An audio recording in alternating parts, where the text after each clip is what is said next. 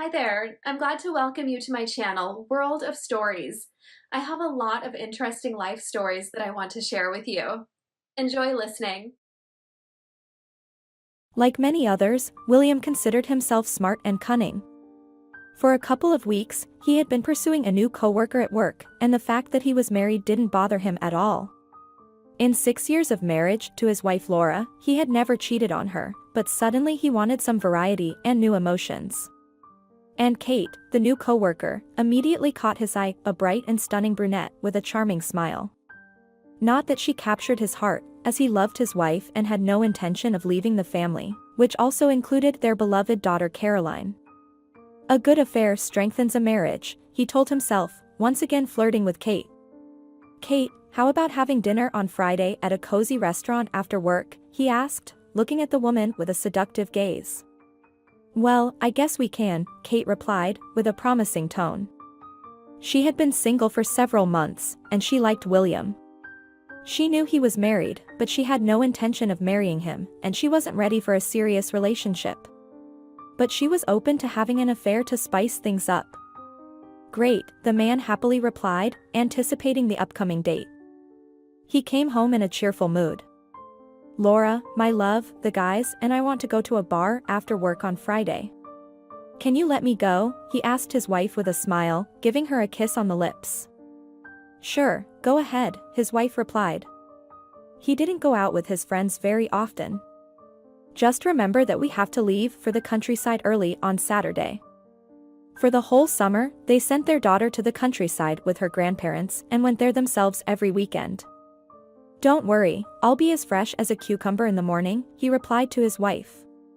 On Friday, sitting in a cozy restaurant located on the other side of the city, far from home, William couldn't take his eyes off his charming companion. So, how do you like it here? He asked, cautiously placing his hand on hers. It's very nice, she replied, finishing her wine. Maybe we should move to another place? The woman smiled flirtatiously. With pleasure. To a hotel? He planned to book a hotel room after the restaurant. You can come to my place. I live alone, Kate offered. William liked this offer even more. It would save money from the family budget. After all, a hotel room was not a cheap pleasure. Laura eagerly awaited Kevin, her new friend's brother. She decided not to distract her husband from his meeting with friends, especially since it wouldn't help anyway. William didn't do much around the house, relying on specialized services. Something needed to be done about the suddenly broken washing machine, and quickly. Laura immediately called Vivian, her relatively new friend, whose brother happened to be a handyman and lived in the neighboring yard. Hold on, I'll call you back, Vivian said, and after the call to her brother, she called her friend again. Wait, he'll be here soon. Hearing the doorbell, Laura rushed to open it, letting her potential savior into the apartment. Kevin, the man introduced himself, giving Laura a smile. Laura, the woman replied. Well, let's see what happened, he said. Is it okay if we used you? Of course, she agreed. She invited him to the kitchen. Well, I don't know what happened. I was about to do the laundry, and it started making noise, and the water isn't filling up. 30 minutes later, the washing machine was working as if nothing had happened, and Laura breathed a sigh of relief. Kevin, I'm so grateful to you. How much do I owe you? A thank you is more than enough, he said, smiling again. Maybe you can have dinner with me, then? Laura had baked trout with potatoes in the oven, and everything was already ready. With pleasure, the man replied, sitting down at the table. Won't your husband say anything? He asked immediately. Her sister had warned him that Laura was married. She knew her brother's taste, and her acquaintance happened to be exactly to his liking. He'll come home late. Besides, what's the big deal? He's not really good with repairs anyway, and waiting for a plumber until Monday is too long, especially when I have a pile of laundry to do. Laura took 2 plates and started serving the food. It's delicious. Kevin complimented. By the way, I'm a pretty good cook myself. You're a handyman indeed, Laura commented with a smile. I don't like fast food, and since I've been living alone for a long time, I've learned to cook. It's not a bad skill, he said, devouring trout and pondering why it always seemed that whenever he liked a woman, she was never available. William pounced on Kate as soon as they crossed the threshold of her home. It had been a long time since he desired a woman as much as he desired her. "I want you," he whispered in her ear, hastily undressing her. "You're so impatient," she replied with a sultry voice, unbuttoning the man's shirt. "With a woman like you, how could it be any different?" He pushed Kate onto the bed. William completely forgot about his wife, feeling no guilt or remorse.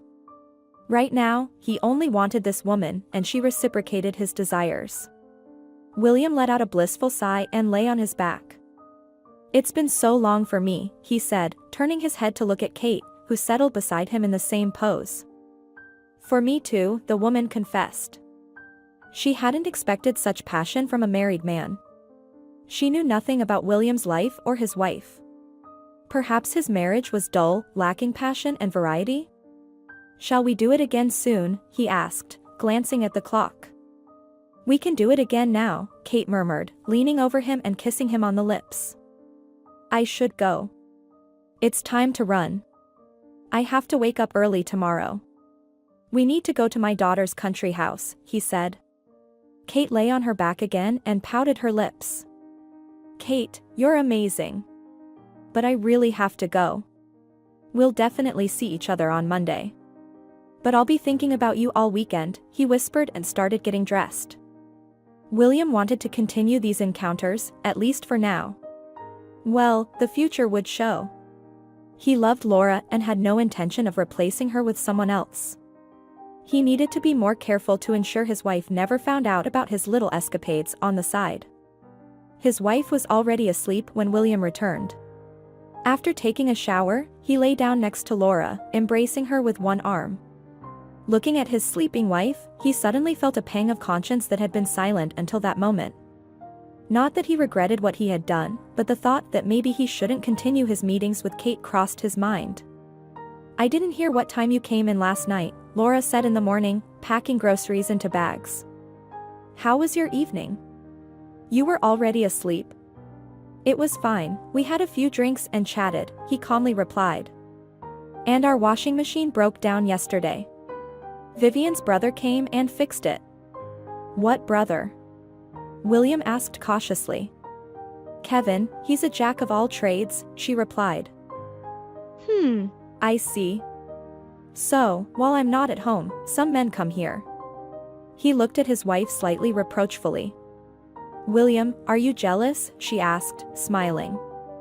"Of course, tell me about this Kevin," he said, not releasing his wife, and kissed her on the lips. "William, I love you," Laura said. She was pleased that her husband was jealous. Lately, it seemed like he had grown distant. "Let's get to work. We can start loading everything into the car," she nodded her head towards the bags. "Agreed." William released his wife from his embrace and took a few bags of groceries. The drive to their country house took about an hour and a half. As soon as they settled into the car, Laura heard her phone ringing in her purse. "Who's calling you so early?" her husband asked. "I have no idea," she replied, taking her phone out of her bag. "It's Vivian," she said to William. "Hey. Have you already left?" Vivian asked. "We're just about to," replied Laura. "Why am I calling?" "We decided to go to lake with tents for the weekend. It's not far from your country house, right? Join us." "Let me ask William," Laura said. She looked at her husband. "Vivian is inviting us to join their group. They're going to lake with tents for the weekend. What do you say?" "Okay, but we'll return to the country house to spend the night," he replied. "We have a tent and everything there." "I can't even remember the last time I had such a relaxing getaway," Laura said. She really wanted to spend the night in a tent by the lake. "Why suffer on a hard foam pad when there's a soft bed waiting for us?" he replied. William loved comfort and was never a fan of camping. "But please," Laura pleaded. "If you really want to, you can stay. I'll come back in the morning." Plus, sweetheart, my back will start hurting afterward. Feeling a little disappointed, Laura returned to her conversation with Vivian. We'll join you, she replied. Who else will be there? It's going to be me and Tom, Gina with Ben and their daughter. So, your Caroline will have someone to play with. Kevin and some acquaintance of Gina's will be there too. They want to introduce my brother to her. We'll have a barbecue, smoke some fish. Ben has a big inflatable boat, we'll go for a ride on the lake. The weather forecast is great. So, we'll have an amazing time relaxing. What time? Laura asked. We're already at the store, getting all the supplies. I think we'll be there in about 3 hours. Well? William asked when his wife finished the call. They'll be there in about 3 hours. We can use that time to pack everything we need and head to the lake. Who will be there besides Vivian and Tom, he asked. Gina and Ben, they're close friends of Vivian and her husband. I've never seen them before, only heard about them from a friend. Vivian's brother and some other woman they want to introduce to him, Laura explained. William smiled. Well, that's good. I'm not as jealous anymore, he said, looking at his wife. As they drove to the country house, the man couldn't shake off thoughts of the previous evening. Kate's naked body kept appearing in his mind. He still desired that woman, despite the inner struggle between his conscience and that desire. He genuinely became concerned about another man being in his house and having dinner with his wife in his absence. He looked at Laura again. And suddenly, realizing that he desired her too, as their intimate moments had been extremely rare lately, William decided that they would spend the night together in the house. He would give his wife an unforgettable night. As they approached the country house, they saw Caroline with her grandparents waiting for them by the road. Mama, Papa, the little girl immediately ran towards her parents as soon as they stepped out of the car. I missed you so much. She hugged her parents one by one, and then they headed towards the house. We've been invited to the lake. Mom, Dad, we'll unpack the groceries now, have a cup of tea, and then we'll go. And you can have a break from Caroline at least, Laura said to her parents. Go ahead. They say the water is warm, Laura's father replied. Will there be other kids there? Caroline asked. There will be a girl who's a year older than you. So, you'll have someone to play with, Laura answered. Hooray! Caroline happily shouted. Can we buy ice cream on the way? Of course, we'll buy some, William replied, smiling at his daughter. The parents brewed tea with mint, filling the kitchen with its aroma, while Laura closed her eyes, savoring it. She loved the country house where she spent her entire childhood summers, just like Caroline now.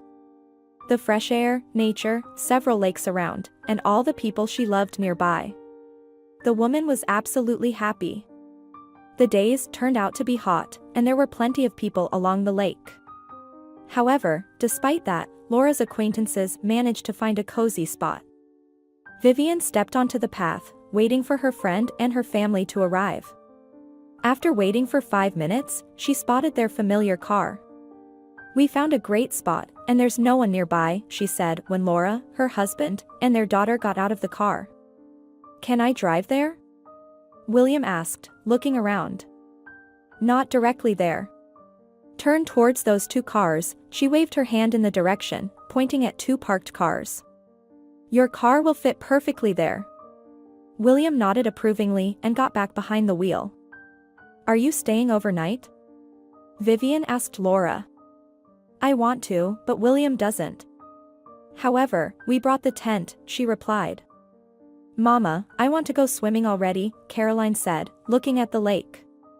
Just wait a bit, Laura said to her daughter, then turned to Vivian. Has Kevin been introduced to his potential bride? There are 2 of them. This bride, for some reason, brought her friend along. But it seems that neither one appealed to my brother, although they are nice girls. He's quite picky. I already told him today that if he keeps turning up his nose all the time, he'll end up being alone. Such a prince. Everything is always not this or not that for him. Vivian replied.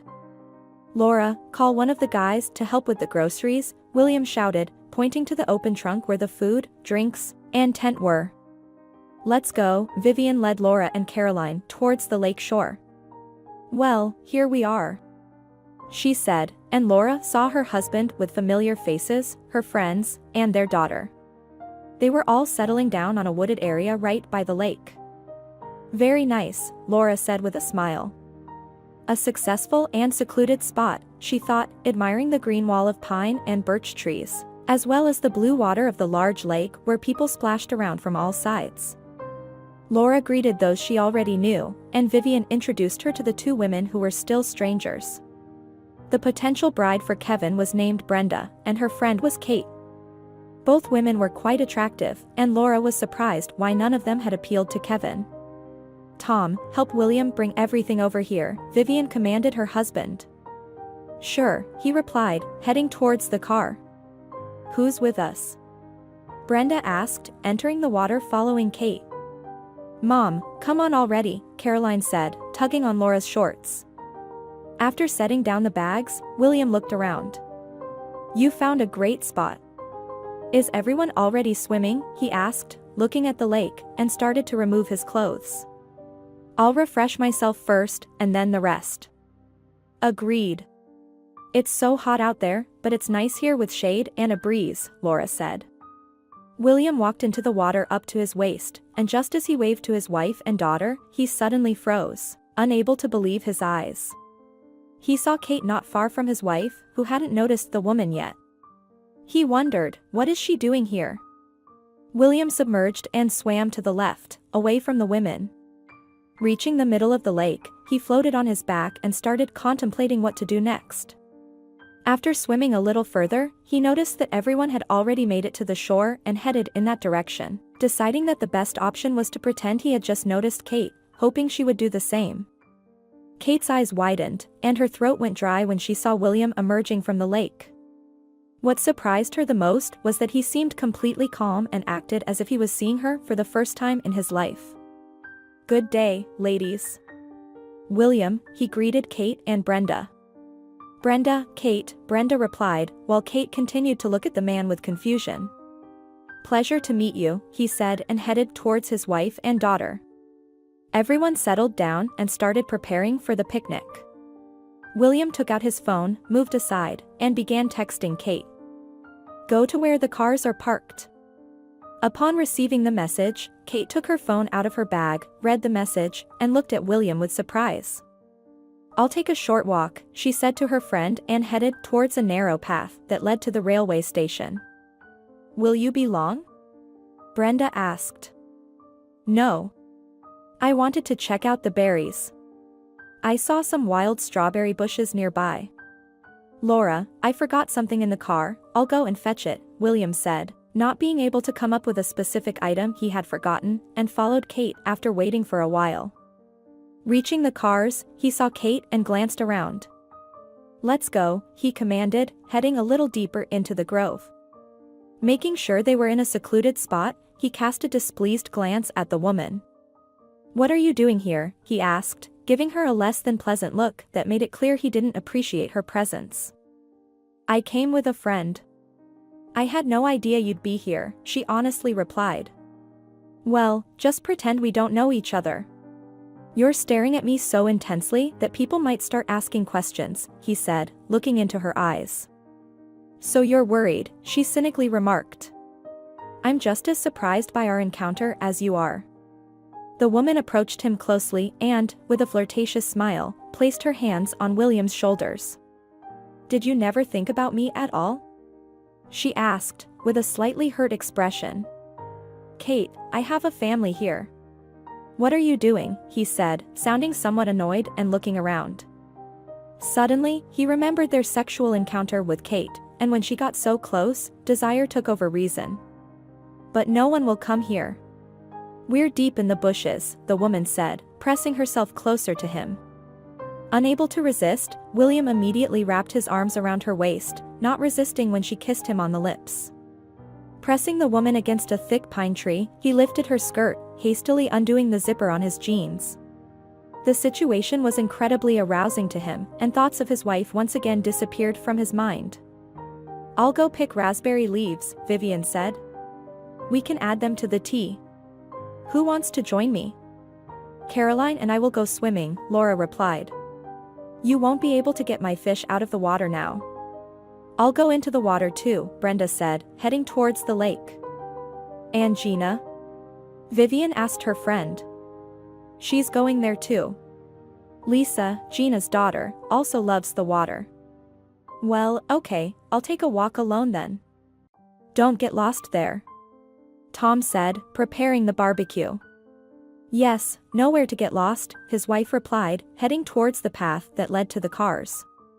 "Vivian, take the car keys from the purse," Kevin said to his sister, skewering the meat on the skewer. "There's insect repellent in the glove compartment." He noticed that the women were occasionally scratching themselves from mosquito bites. "And we forgot everything at the dacha," Laura said, swatting another mosquito. "Are you getting bitten badly?" Kevin asked sympathetically, looking at her. "Caroline either doesn't get bitten or has no reaction.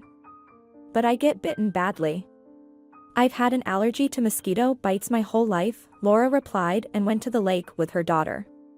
Vivian took the keys. "Laura, can I take Caroline's bucket?" "I'll gather leaves in it," Vivian shouted. "Take it," Laura replied. Vivian reached the cars, intending to grab some insect repellent on her way back. She turned towards the raspberry bush, wondering where William had disappeared to. After all, he wasn't near the car.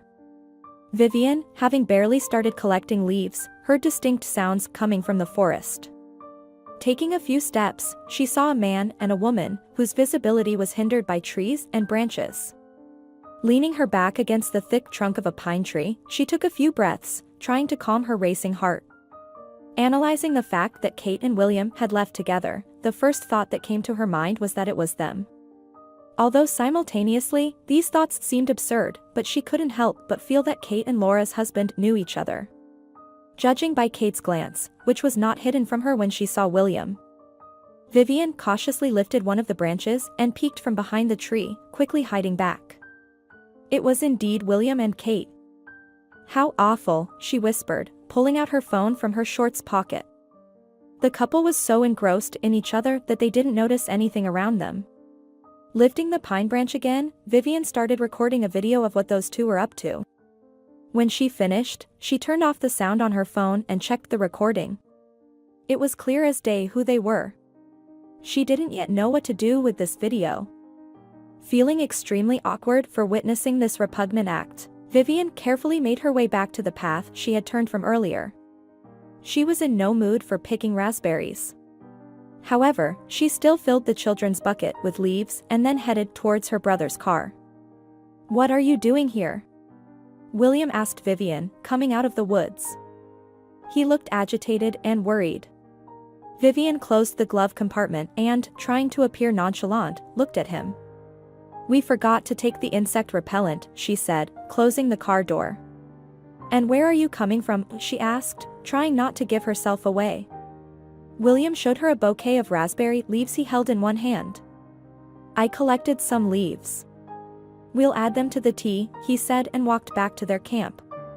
"What a scoundrel," Vivian whispered when he disappeared from her sight.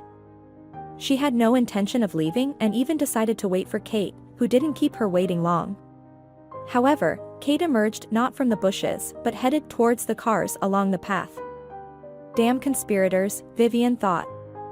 How was the strawberry picking? Vivian asked her, trying to conceal her sarcasm, but it didn't come out well. Kate stopped, aligning herself with Vivian. "Not much left, almost picked them all," she replied, staring intently at Vivian. The woman looked at her with undisguised disapproval, and Kate realized that she must have seen or heard them. "And how long has this been going on?" Vivian couldn't help but ask, unable to contain herself. "Snooping around, were you?" Kate smirked. "No shame, no conscience. His wife is nearby, and you?" "I don't have to explain myself to anyone. His problems with his wife are not my concern. If everything was fine between them, he wouldn't have strayed." Besides, I really like William, and I didn't force myself on him. He wants me too, Kate calmly responded. You're both disgusting. You know what? The train station isn't far from here. You should get out of here. Vivian felt disgusted being near this woman, just like being near Laura's husband. And I'm not going to. This isn't your forest and lake. Or are you going to run and tell Laura everything? Stir up some big drama here? The forest may not be mine, but nobody invited you to our group. It was Brenda who dragged you along for some reason. You won't sit at the same table with us. I don't know what I'm going to do yet, but I don't want to see your disgusting pair. So, either get lost or find another place to relax. You know what? Kate raised her voice in retort. Don't give me conditions. And if Laura's husband is cheating on her, it's her own fault. Normal wives aren't cheated on. And don't give me that look, if a man lacks something, he looks for it elsewhere. Don't bother justifying yourself. Get out of here. Vivian threw a disgusted glance at Kate and walked towards their camp. She didn't know what to do. Thoughts were jumbled in her head, and her mood was completely ruined. The woman sympathized with Laura a lot. I can't imagine how to tell her everything and show her that video, but I can't stay silent either. Laura deserves to know the whole truth about her dear husband. As soon as Vivian disappeared from sight, Kate immediately began typing a message to William. Vivian saw us, the message from Kate read. The man cursed under his breath and headed back along the path he had just come from. He saw that his wife and daughter were swimming, while the men were busy with the barbecue. Are you going to help us? Tom asked him, noticing that the man was leaving again, barely having returned. I'll be right there, he replied. Vivian saw William approaching her and immediately knew that Kate had already told him everything. Well, what, spy, he said, barely aligning himself with the woman. I hope you're not planning to tell everything to Laura? He gave his wife a scornful look. Go to hell, you bastard, she casually retorted, giving him a scorching gaze. All men are polygamous and sooner or later cheat on their wives. That's how we're wired. But I'm not going to leave my family. It's just sex with Kate and nothing more. So, don't say anything to Laura. Laura needs to know what kind of jerk she's living with. She needs to know the truth so she can decide whether she wants to continue living with this jerk after what happened, Vivian replied, continuing to look at William with contempt. Our family is fine. Revealing this truth will only destroy everything. And we have a daughter together. But we're physiologically different from you women. Do you think Tom isn't cheating on you? Don't touch my husband and don't compare everyone to yourself. Get out of my way. But William continued to block Vivian's path. Don't tell Laura anything, please. It will hurt her. You should have thought about that before sticking your member into other holes. Ugh, you're so disgusting. Vivian pushed William in the shoulder, trying to pass, but he grabbed her by the arm. Let go of me. Her eyes glared with anger. Keep your mouth shut. He looked at her with malice. And what if I don't, she asked, barely restraining herself from spitting in his face. William saw Kate approaching them, and Vivian immediately turned back. Your sidekick is coming, she said with disgust. I see you're having a showdown here, Kate remarked as she walked by. And you can go catch your train. Come on.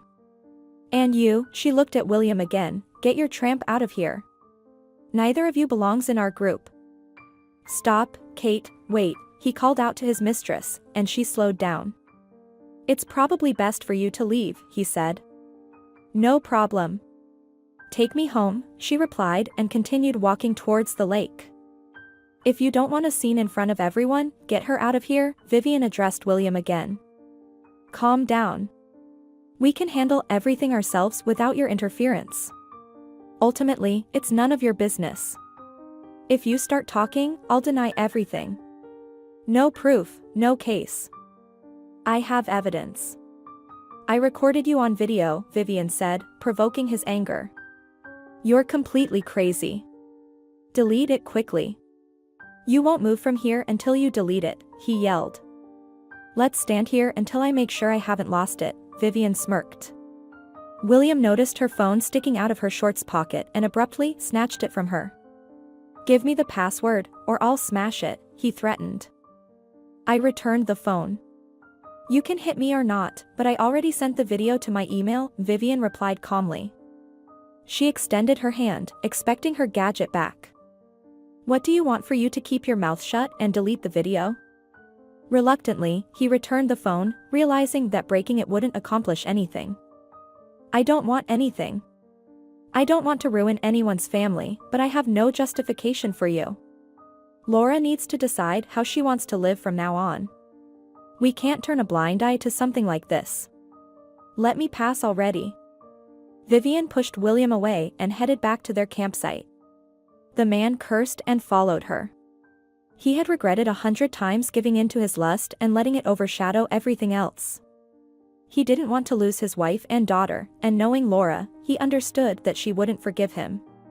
He had been faithful to his wife for 6 years, and then this Kate appeared, and he lost control. Besides sex, he didn't want anything more from this woman, but now there was this situation. He knew that Vivian would definitely blab everything and show the video. William had no idea what to do now.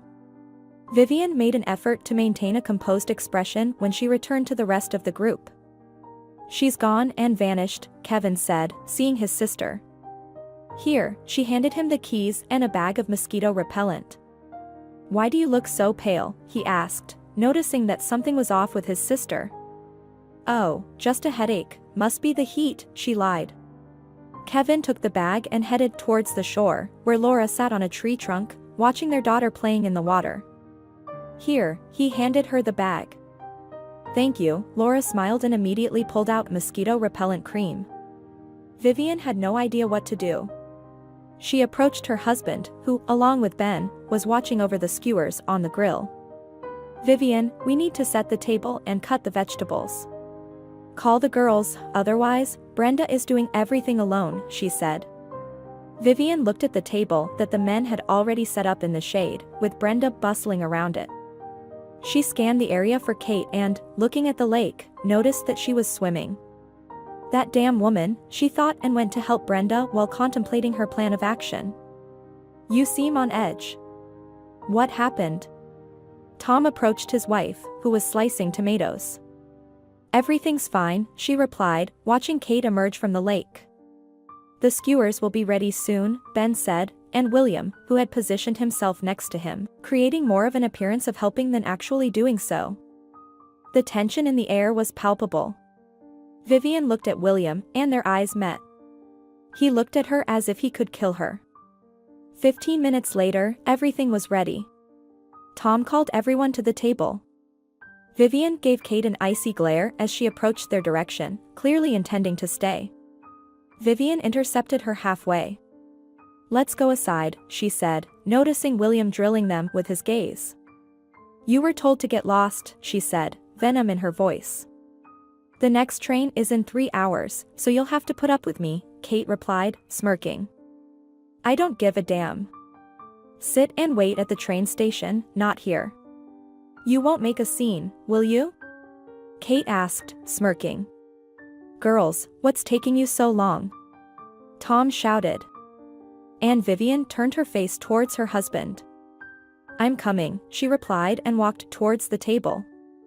It was terrible to realize that she couldn't get rid of that insolent woman right now, and it was repulsive to watch William, who was picking pieces of meat from the skewer and placing them on Laura's plate. Vivian, are you with us? Kevin asked, seeing his sister's pensive and gloomy expression. Of course, she forced a smile. After a quick snack, the children ran back to the water. William hugged his wife around the waist, and together they walked towards the lake to join Caroline. Watching this scene, Vivian felt like crying. Her head was already throbbing from constantly thinking about how to tell Laura everything. Vivian, let's go for a swim. Laura shouted. And William immediately turned around, sending a scorching gaze towards Vivian as she approached them.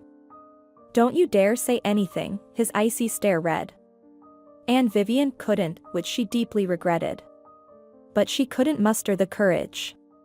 Yet, while they were swimming together, it would have been the perfect opportunity to talk. William sat on the shore, not so much watching their daughter but rather keeping an eye on the women swimming. His nerves were on edge. He took out his phone and sent a message to Kate. "Leave.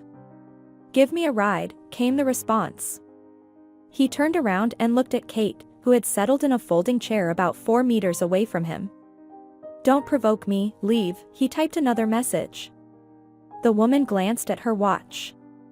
There were still 40 minutes until the train, and it would take a leisurely 15-minute walk to the station. "Fine, but you'll owe me," she replied. When Vivian got out of the water and realized that Kate was gone, she breathed a sigh of relief. "And where are Kevin and Brenda?" she asked Ben and Gina. "They went to see Kate off at the train station.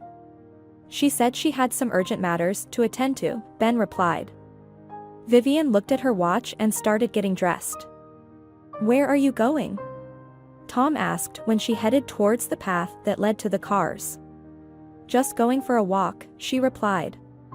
Vivian was almost at the station when she saw Kevin and Brenda walking towards her. "Why are you here?" her brother asked. "Wanted to talk to you," she said. "About what?" he asked.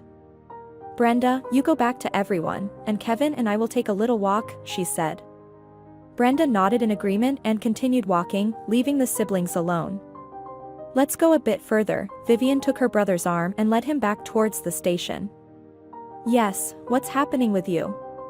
When you went to pick raspberries, you were completely out of sorts, like you'd encountered an alien," Kevin said, stopping and looking at his sister. "Worse. I don't know if I'm doing the right thing, but I can't handle this alone." Vivian looked around and then took out her phone, showing her brother the video she had taken. His face changed, and then he cursed. "What should I do?" Vivian asked Kevin, her voice trembling almost on the verge of tears. How can someone stoop so low right under his wife's nose? He shook his head. "Kevin, what can you do?" "I can't imagine how to tell and show her." Vivian sighed heavily. "The situation is, I don't know what to say to her." He pondered for a moment. "It's a small world. They were acquainted, it turns out." "Yes, but we can't keep silent about something like this. Maybe we should create a new email address and send it from there."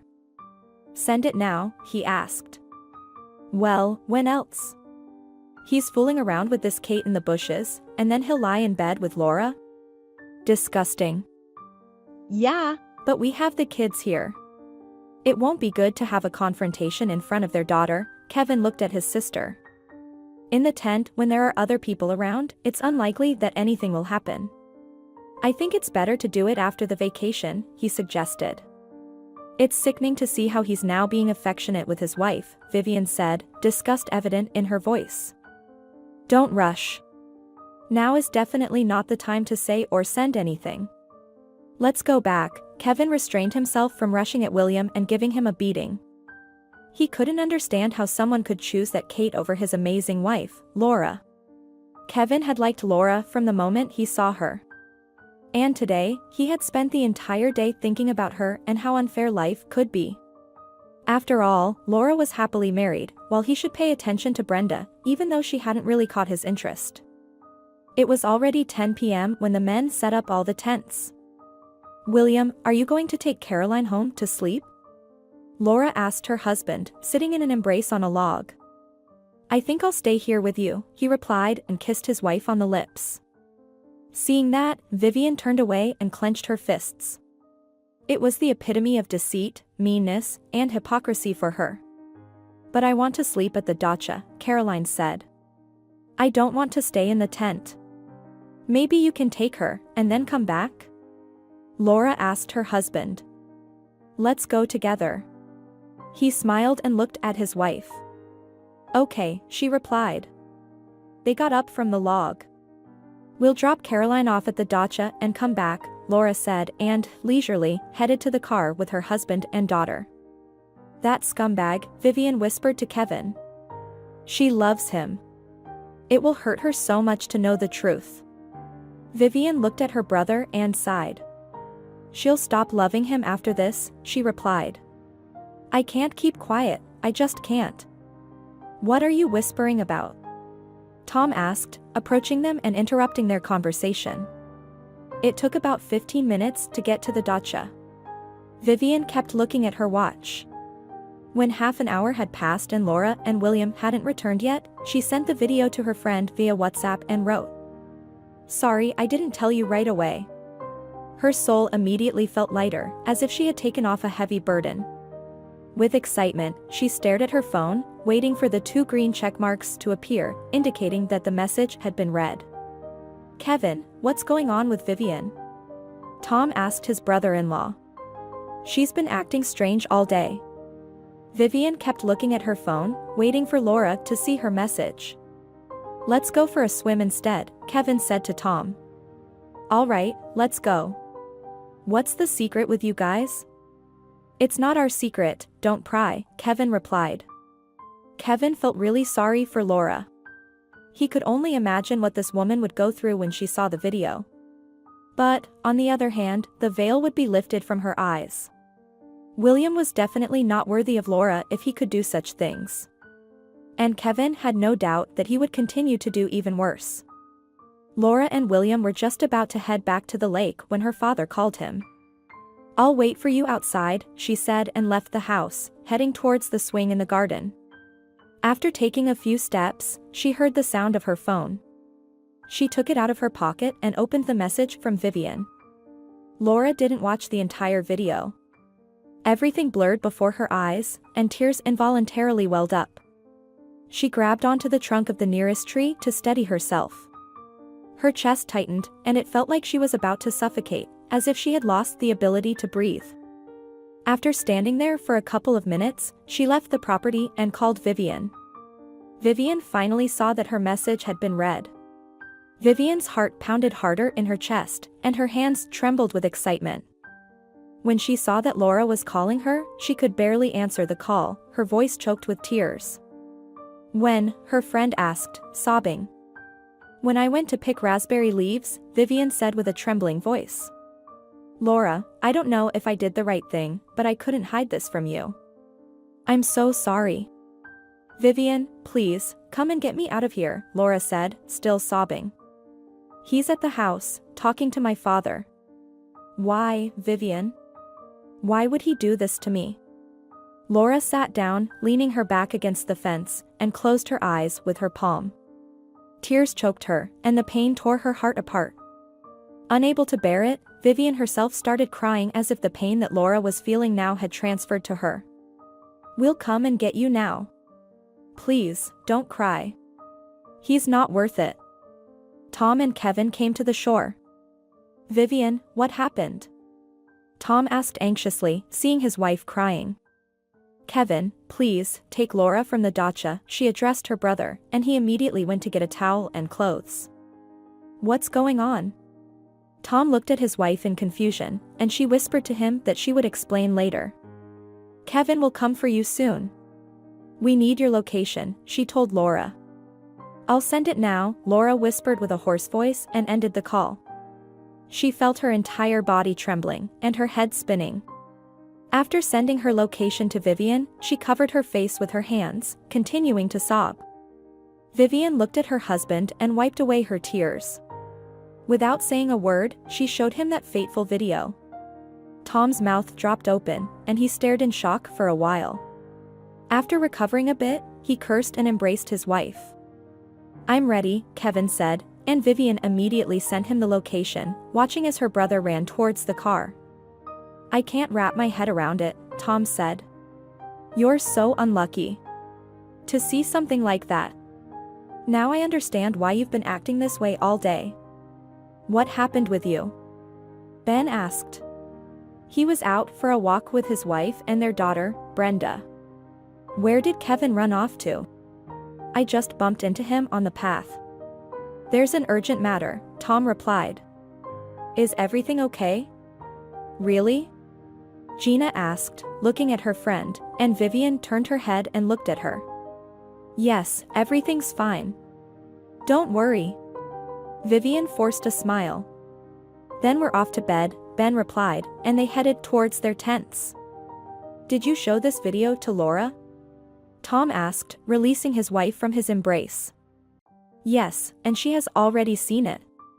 I didn't say anything in front of everyone during the day, I was tormented, but when they left, I sent it to her. Laura needs to know who she's living with. And that bastard didn't want to leave. Vivian sighed heavily. It's a disgusting situation, of course. But one thing I don't understand, Tom paused for a few seconds.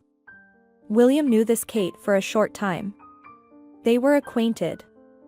And surely, this isn't the first time he's cheated on his wife. That's the story. Hiding in the woods with his mistress while his wife and daughter are nearby. It's beyond belief. Yes, he's a scumbag. Your friend's husband always seemed like such a loving husband, and I would never have thought he was capable of such despicable acts. William finished his conversation with his father and left the house, not noticing his wife in the backyard. He dialed her number. When Laura saw the call, she declined it and sent him the video. The man's face changed. There you go, he cursed with anger and grabbed his head, gasping for air. After a minute, he called Laura again. Hearing the phone ringing outside the fence, he stepped out of the yard and immediately saw his weeping wife. She turned her head and looked at him with hatred. Why, she barely uttered. I have no excuse, he said, lowering his gaze. But I swear, it will never happen again. He approached Laura, but she abruptly stood up, wiping away her tears and taking a few steps back. Don't come near me, she said. And suddenly, William fell to his knees, trying to embrace her legs, but Laura recoiled. Don't you dare touch me. You disgust me. William stood up. His face was as pale as chalk, and his voice trembled. She means nothing to me. I only need you and Caroline. That woman was the one pursuing me, and I, foolishly, couldn't resist. I beg you, forgive me. Forgive me, Laura. I love only you. Don't break away from me. I will never forgive you. Some things are unforgivable. She looked at the road, yearning for Kevin to arrive quickly. Being near her husband was unbearable. I will file for divorce on Monday. I won't grant you a divorce. He quickly approached his wife and enveloped her in his arms, but she started pushing him away. Take your hands off me, don't touch me. William held Laura so tightly that she couldn't break free. I won't let you go. I feel like a complete failure. Believe me, I don't know what came over me, like some kind of madness. Right now, he wanted nothing more than to blame Vivian for what she had done. Let me go. Laura continued to struggle, and eventually, she managed to free herself from his grasp. I'm sickened by you, she screamed, still sobbing. Hearing the noise of an approaching car, he turned around, then looked back at his wife. I won't let you go, he said. Go to the city and collect your things. If I come back home and find you there, I'll leave for my parents' apartment myself. It's over. I will never forgive this, do you hear? Never, she said with contempt, trying to speak quietly. Despite her emotions, Laura didn't want her parents to hear all of this. She looked at William and couldn't understand how she could have been so blind. How could he treat her this way, trample over her feelings? While they were bathing with their daughter in the lake, he was shamelessly cheating on her with the neighbor, and she, naive as she was, believed in him and believed that everything was perfect in their family. Kevin's car parked not far from Laura and William. Why did he come here? William asked, his eyes flashing with anger, looking at his wife. Without responding to him, Laura headed towards the car. You're not going anywhere with him. He caught up with his wife and, grabbing her elbow, turned her towards him. Let's go inside. You need to calm down. Let's talk like adults. Laura pulled her hand away and took a step back. There's nothing more to talk about, she replied. And don't come near me. Kevin felt very awkward witnessing this scene. He got out of the car. William immediately directed his gaze at him. Leave from here. Laura isn't going anywhere, he said angrily, blocking his wife's path. Laura, you don't need to leave. I understand that it's very difficult to forgive me, but we have a family and a daughter. Please, don't give up on us. Give me another chance, and I promise that everything will be fine, and there will be no other women.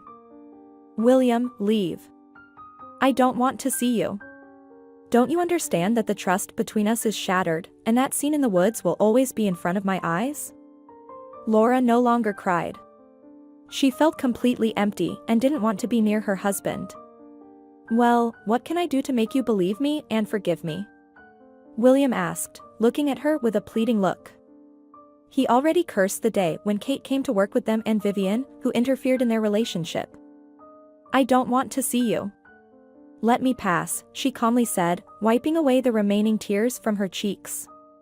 William didn't move from his spot. Please, stay, he almost whispered. Laura bypassed her husband, lightly brushing his shoulder. She walked towards the car, and Kevin immediately opened the front door. What's going on? William headed towards the car, giving Kevin a scorching look. Leave, Laura simply said, taking a seat in the front. So he dared to touch my wife, William said angrily, staring into Kevin's eyes. If you had an ounce of conscience, you wouldn't be fooling around with other women in the bushes, none of this would have happened, Kevin replied. You see, you are in a bad state. You messed up, now you should stay out of it. You won't achieve anything this way. Our relationship is none of your business, William barely restrained himself from hitting Kevin. Stay out of our family, he growled. Laura asked me to pick her up. You can't hold her back by force. Get out of the way. Kevin also wanted to give this unfaithful man a proper blow, completely devoid of conscience, but he sat behind the wheel and started the car. Laura didn't utter a word throughout the entire journey, and Kevin remained silent, understanding that the woman was not in the mood for conversation. When they arrived at the lake, Vivian and Tom were waiting for them at the parking lot. Just as silently, Laura got out of the car and approached Vivian.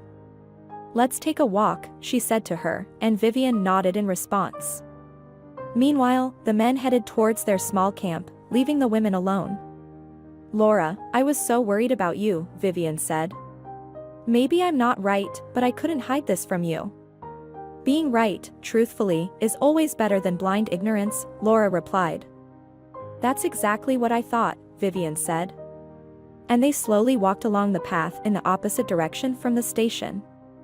You live with someone, you think everything is fine, and suddenly. Laura sighed heavily. What was he missing? Why do men behave like this? Not because of great intelligence, that's for sure. Probably, they crave variety, new emotions. They think they're smart enough, and the truth won't come out. When they truly love, they definitely don't act like this towards their beloved, Vivian answered. My whole life has turned upside down. I can't imagine how I'm going to get through all this. I'll file for divorce on Monday. Maybe we should go to the lake, sit by the shore, Vivian suggested, and Laura agreed. The women settled by the shore, and as Laura gazed into the distance at the wall of green trees and the blue surface of the lake, she thought about how nature can be soothing. Some people forgive infidelity, but I can't, and I don't want to continue living with a traitor, Laura continued the conversation. I wouldn't be able to either, Vivian agreed. But not everything depends on him. You're young, an interesting woman, and I'm sure another man will come into your life who won't want to fool around with other women in the bushes. Even if no one else appears, we'll somehow live with Caroline. It's just a matter of how to tell her. Children always suffer in such situations, and William will have to see her often. I don't have the right to forbid him from communicating with our daughter. Laura took a handful of small stones and started throwing them one by one into the water. With time, everything will pass and get better, Vivian yawned. Let's go back to the tents, Laura said, looking at Vivian. She herself was exhausted and barely able to stand. Do you want me to sleep with you? Vivian offered, thinking that leaving Laura alone at this moment wouldn't be a good idea. I need to be alone, with my thoughts, she replied, smiling sadly. Kevin watched Laura until she disappeared into her tent. He once again felt the desire to give William a good beating for causing pain to this woman, making her suffer and cry. He also didn't want Laura to forgive that scoundrel. Settling into his own tent, Laura closed her eyes. Memories of their life with William flooded her mind, and the sharp pain pierced her heart once again. The woman burst into tears, allowing the pain to escape. Hearing voices around her, Laura emerged from her tent. Everyone was sitting at the table, and upon seeing Laura awake, Vivian hurried over to her. "Let's go have breakfast," she said, giving a slight smile. "I need to visit Caroline first," Laura replied. She looked pale, with swollen and reddened eyes from crying. "You should freshen up first," Vivian said sympathetically. "You don't look too good. Let's wash up, have a proper meal, and then you can go with Kevin." Laura nodded in agreement. When they approached the table, only Kevin and Tom were sitting there. Gina and her family, along with Brenda, were already splashing in the lake. "Good morning," Laura greeted the men as she sat down at the table. "Good morning, and enjoy your meal," Tom said, pouring tea for Laura. He started telling a story, trying to lighten the somewhat tense atmosphere, but Laura wasn't listening at all, lost in her unpleasant thoughts. "Shall we go?"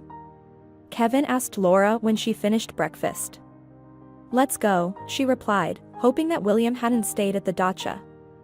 "I understand that it's not my business, but everything will work out," Kevin said. As they drove to Laura's parents' dacha, she let out a heavy sigh, continuing to gaze out the window. "It's difficult for me to digest all of this," she said sadly. "My whole life was shattered in a minute." "But it's still going on," Kevin replied. "Of course, it's not easy, but you shouldn't beat yourself up over someone who isn't worth it. And Caroline shouldn't see her mom in such a state." "She shouldn't," Laura whispered. William wasn't at the dacha, which delighted Laura. She didn't tell her parents anything about her husband, deciding that now wasn't the most appropriate time. "And where's Dad?" Caroline asked as she got into Kevin's car. "He went home for some business," Laura replied and took out her phone. She had heard it vibrate several times in the morning, but when she saw that William was calling, she turned it off. Turning it back on, she began reading the messages left by her husband after his unanswered calls. "I went home. I'm really looking forward to seeing you. I won't leave until we can talk calmly. I deeply regret everything." She left the message unanswered and put her phone away again. Interacting with friends and her daughter distracted her from her sad thoughts, and Laura felt a bit more alive for the day. She didn't even want to return to the city, but time flew by quickly. After dropping off Caroline back at the dacha, she got back into Kevin's car. Laura entered the apartment, and William immediately came out into the hallway. "I'll get the keys to my parents' apartment and leave," Laura said, seeing her husband. "Let's just talk first, and then I'll leave," he said, looking at her with pleading eyes. "William, I don't want to talk about it anymore. It's unbearable for me to see you." "Leave," she calmly said. The pain became unbearable again. As soon as she saw her husband, the image in the woods appeared before her eyes once more. "Laura, I only love you. I know I'm a scumbag, and there's no excuse for me, but I will never look at another woman again. I don't need any women other than you," he pleaded. "If you truly loved me, you wouldn't have done what you did. In that moment, you weren't thinking about me or our family. Such actions cannot be forgiven or forgotten. And who knows how many more times you've cheated on me with that Kate." "It wasn't the first time," Laura replied and walked into the kitchen. William followed his wife. "I won't lie, it was the second and the last time," he said, lowering his gaze. "And I thought everything was fine between us. Was there something wrong with me in bed? Did I bore you?" she asked. "No, I don't know why. I don't know how to justify myself, but I don't want our family to fall apart. Don't rush into a divorce. Let's live separately, but don't file for divorce," he proposed. "That way, you'll have time to think everything through and not make a hasty decision." "William, can you even imagine how I feel right now and how much it hurts?" Laura asked. Tears welled up in her eyes. He tried to approach her, but she immediately moved away. "I understand everything," he replied. Then leave, or I will leave. It's already late, and I have to work tomorrow, Laura said. Somewhere deep in her heart, she wanted to forgive her husband, but she couldn't. She couldn't trust him anymore, nor could she forget his betrayal. With a heavy sigh, William walked towards the hallway, and a few minutes later, he closed the door behind him, leaving the apartment. He arrived at work angry, like a dog. When he saw Kate, he gave her a look filled with hatred, but that didn't stop her from entering his office an hour later. "Why are you so angry?" she asked, sitting down opposite him. "Kate, go do your work and don't bother me. Because of you, my family is falling apart. My wife found out everything. She's a monster, that Vivian, and she sent the video," he replied. "And what's next?" the woman asked. "Nothing more. I don't want to lose my family," he said. "But you enjoyed being with me. I know that. You can't deny it. You can come to me after work today," Kate said, smiling flirtatiously. William looked intently at the woman sitting across from him. "It was just sex, nothing more. I don't want it anymore." "Go do your work," William said. Kate got up from the chair with a displeased expression on her face and left William's office. Her husband's words echoed in Laura's mind all day. She decided not to file for divorce yet. She gave herself a 1-month deadline to calm down completely and make a decision with a clear head, not in the heat of emotions. It was also a chance for her to understand her own feelings, which she couldn't grasp at the moment. William didn't make any contact until Friday when he called Laura in the morning. "Hello? We need to go to the dacha tomorrow. We still need to buy groceries. Shall we go?" he asked. "We have a joint daughter, so we should go. Everyone is gathering at the lake again with their tents. I want to go there on Saturday without spending the night, of course," Laura replied. She had calmed down a little during the week, but she hadn't forgiven her husband. "Okay, as you say," he replied. At the moment, he was grateful for that. As soon as Laura got in the car with him, she put on her headphones and started playing music. She had no desire to talk to him on the way. William had bought all the necessary groceries the day before, so they didn't need to stop at the store. As soon as they arrived at the dacha, William unloaded all the bags and took his wife and daughter to the lake. "Is Dad not coming with us?" Caroline asked when William dropped them off near the lake. "No, Dad will be doing some chores at the dacha, helping Grandma and Grandpa," Laura replied to her daughter without even looking at her husband. She took her phone and called Vivian, letting her know they had arrived. This time, her friends had chosen a spot slightly farther from their previous camping spot because it was occupied by other people. Taking her daughter's hand, Laura walked along the path, and halfway there, they met Vivian walking towards them. Caroline immediately rushed into the water as soon as they reached the spot, while the women settled on the shore while the men set up the grill and prepared for the upcoming barbecue. "So, how are you?"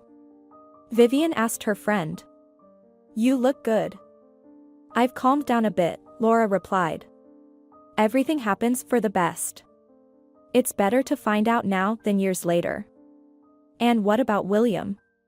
"He's asking for forgiveness, swearing that it won't happen again." "But what's the use? If it weren't for our daughter, I would have divorced him immediately.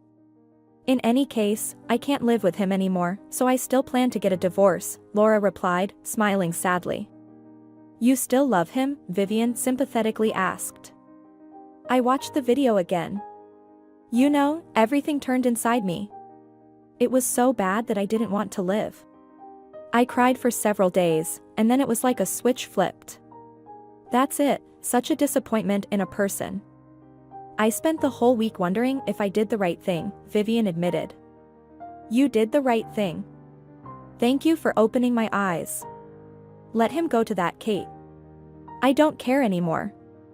I'm so disgusted by what he did with her and then with me. No one knows how long they've been fooling around. Even though he said they were together twice. It's all so disgusting," Laura frowned. Laura grimaced slightly. "Unfortunately, it's a common occurrence. Some cheat, and their wives don't know anything.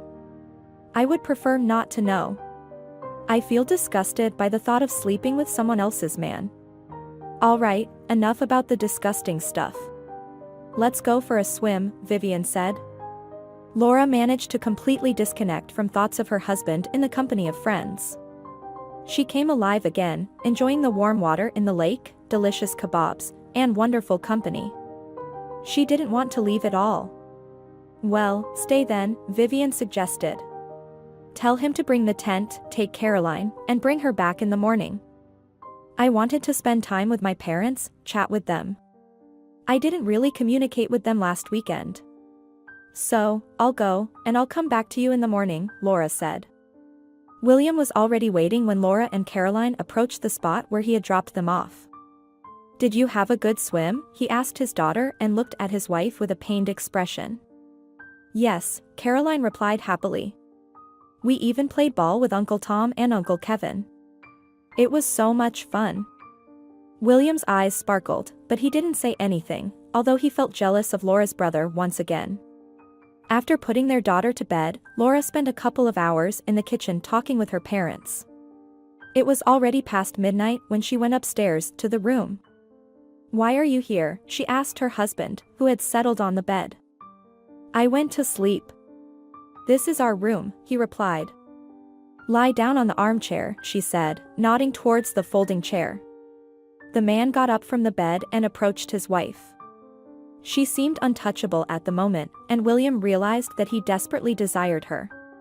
He instantly embraced her and began to kiss her, but Laura broke free, pushing him away roughly. What are you doing? She tried to speak, quietly restraining her emotions so as not to wake their daughter sleeping in the next room. I want you insanely, he said, trying to grab her hand, but Laura evaded him. I don't want to. I feel disgusted after that incident with Kate. Laura frowned. You haven't forgiven me then, he sighed heavily. And I won't be able to forgive you, William. I still have my pride and self-respect. You know, I loved you, but you didn't think about that when you were with someone else in the bushes. And now you talk to me about some kind of love. Apparently, we have very different ideas about love. I never even thought of betraying you. I believed in you, trusted you.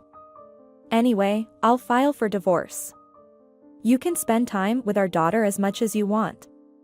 Just don't touch me anymore. From now on, we each have our own lives. I won't interfere with yours, and you shouldn't interfere with mine. You don't love me anymore, then, he asked, staring at his wife intently. Love cannot exist without trust, and the trust between us can no longer be restored.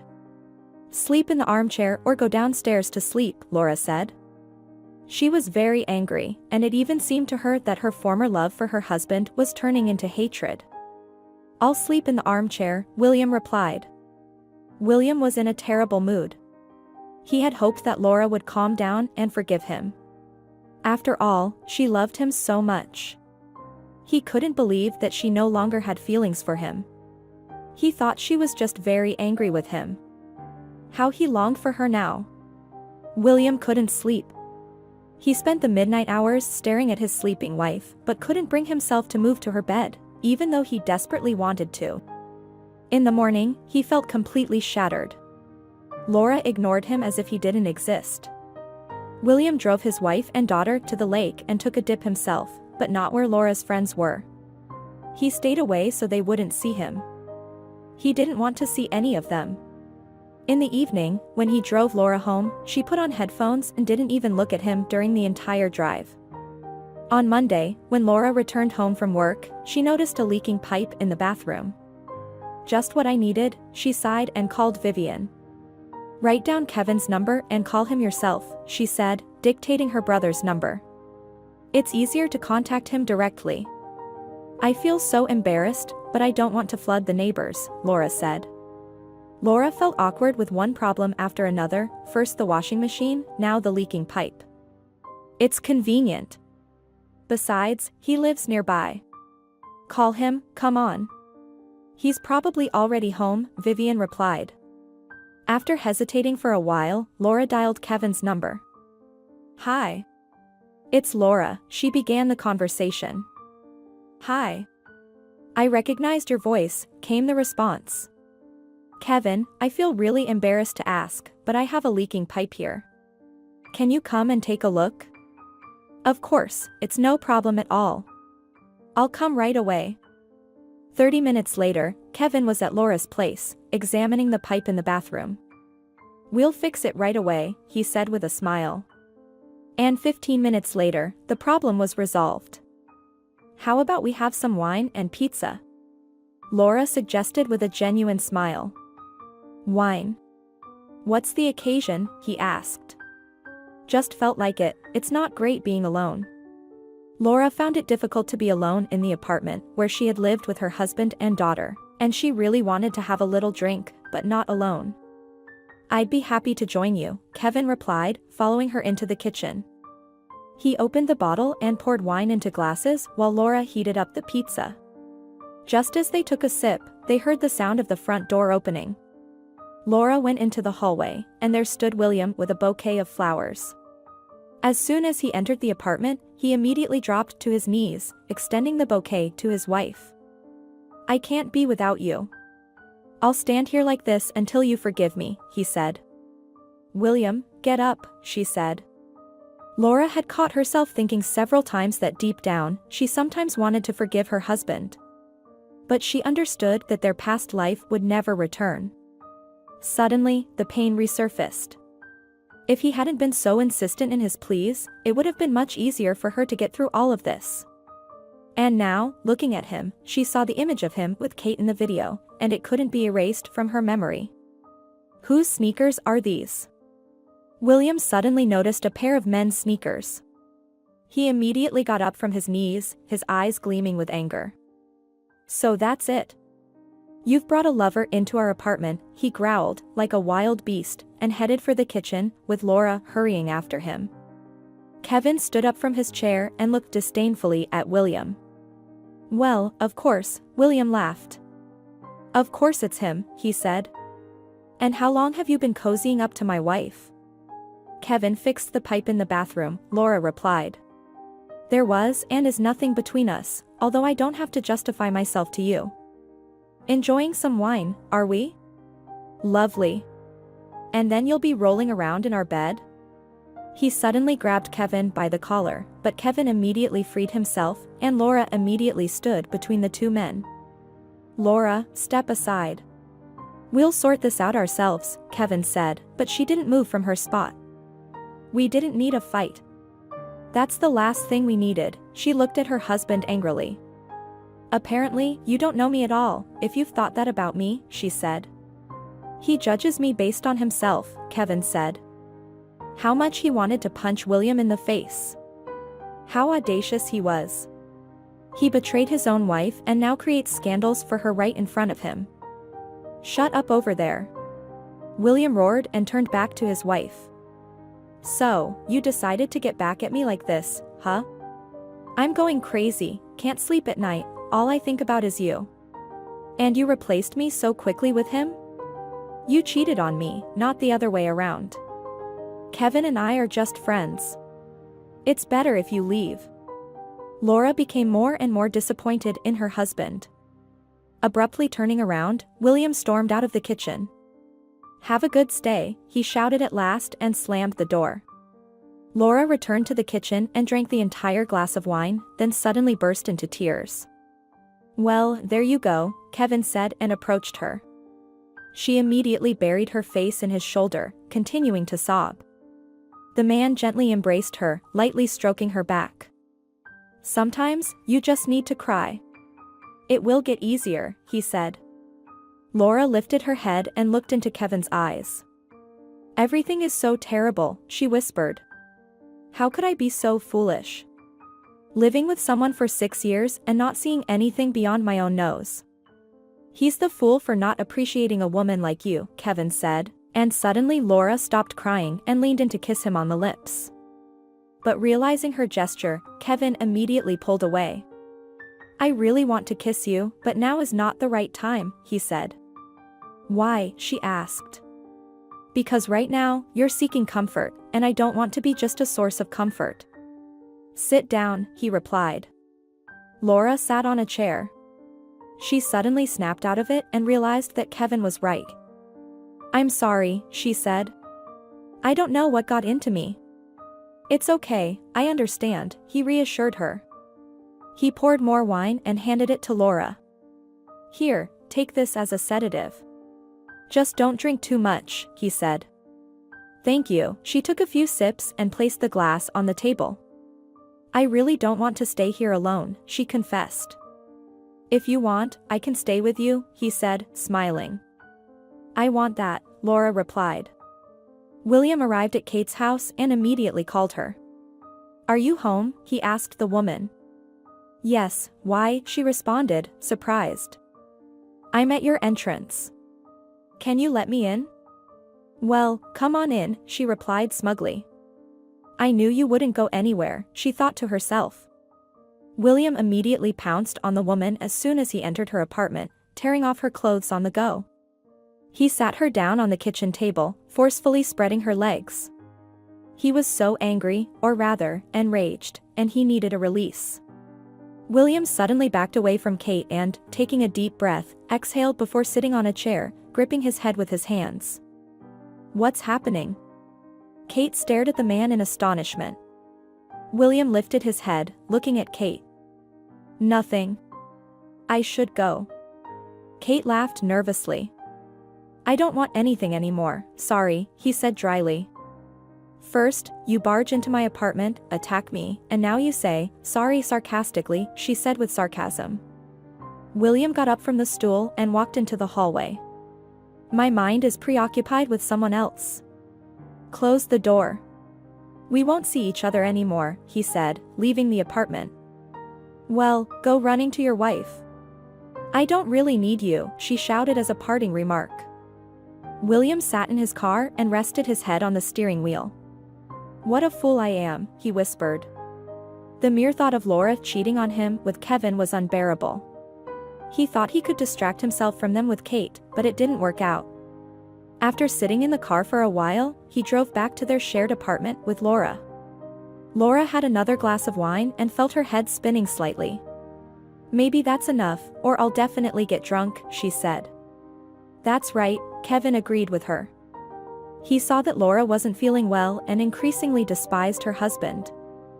Feeling a bit calmer now? He asked. Yes, much better already. Thanks for keeping me company. I'll go to sleep. You go home, no need to stay, Laura replied, sniffing her nose. As you wish. Laura saw Kevin off and took a shower before getting into bed and wrapping herself in a blanket. After a while, she heard the front door open, and a minute later, William literally burst into the room. Has he left already? He asked, his expression changing, and he let out a relieved sigh. What are you doing here? Laura asked, not expecting her husband to show up again. I can't find peace anywhere. I can't be without you, he sat on the bed and looked at his wife. Was there something between you and Kevin? William, I want to sleep.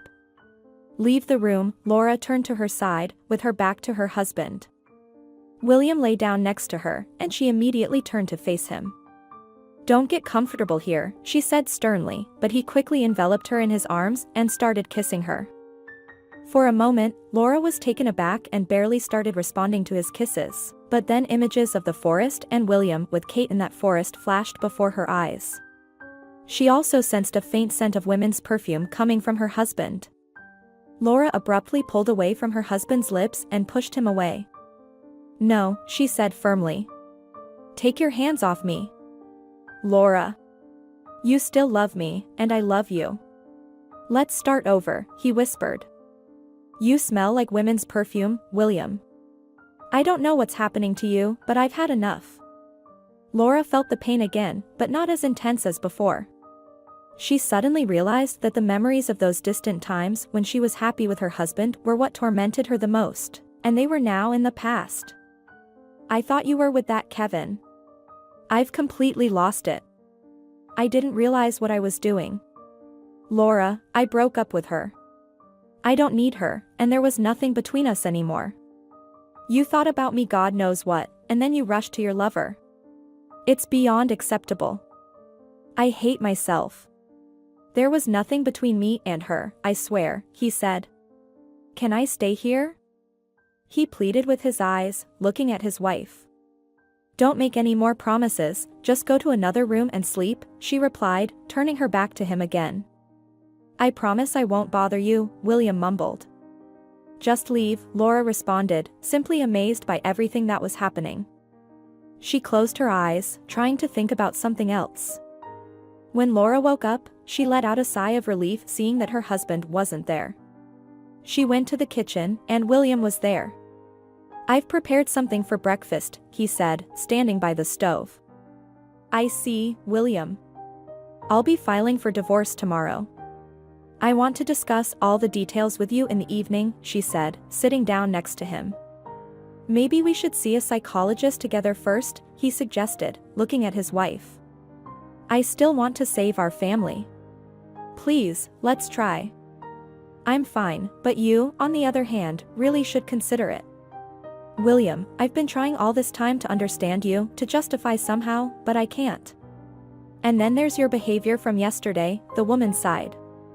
I wasn't myself yesterday. Jealousy, I'm not trying to justify it, he said, putting the prepared omelette on a plate and placing it in front of Laura. Bon appetit. Thank you, she replied. I'll drive you to work, he said, and left the kitchen. Kate walked into William's office with some documents.